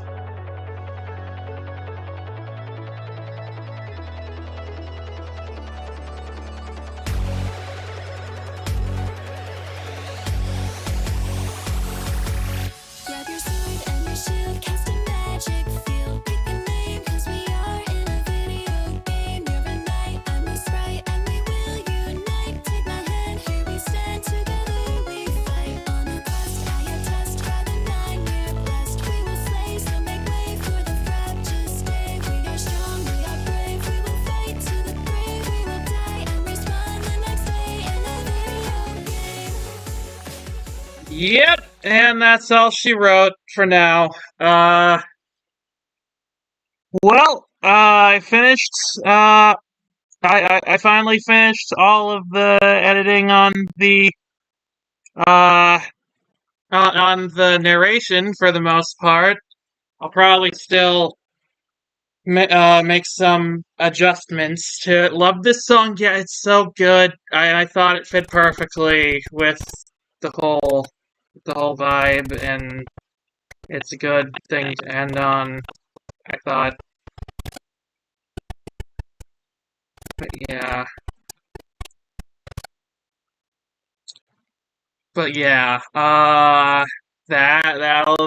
Yeah. Well, finally, after all this time, I finally, finished editing the narration on this video. Now you just need footage. How hard could that be? Yeah, well, I'll need to edit that next time. I definitely want to do another one of these streams. Probably, maybe next week. Sometime, but... Well, the final video, as it stands now, clocks in at 40 minutes. Well, not the final video, but, like, this current version of it. I'm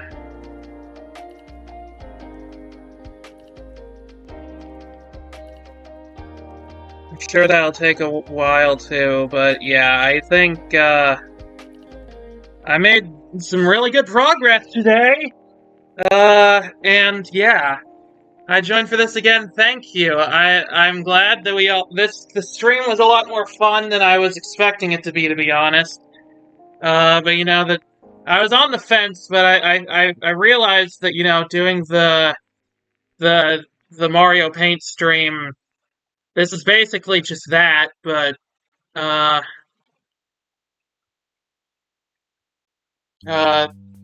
but for, video editing instead of painting and composing.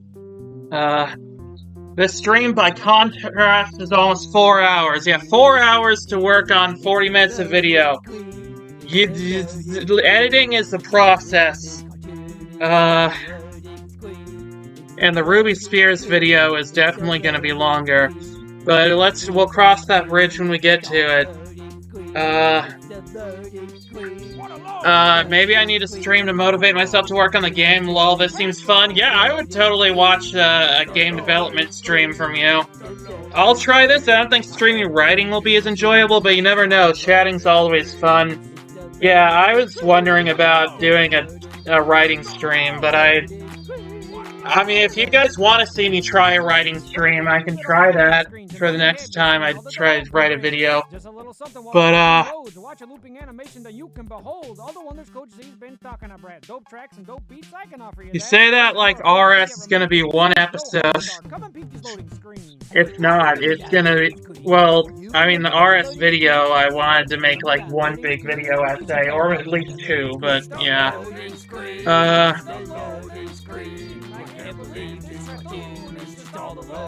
But yeah,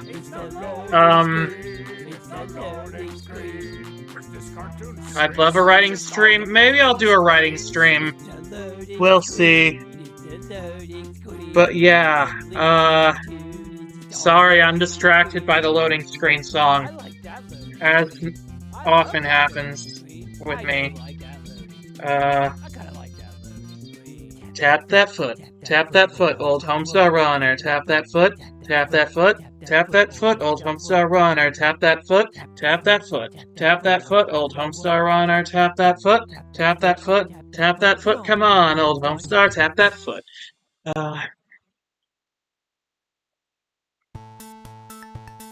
But yeah, thank you everybody for. I'm gonna log off now, but thank you so much, everybody, for watching this and for encouraging me to keep going on this project.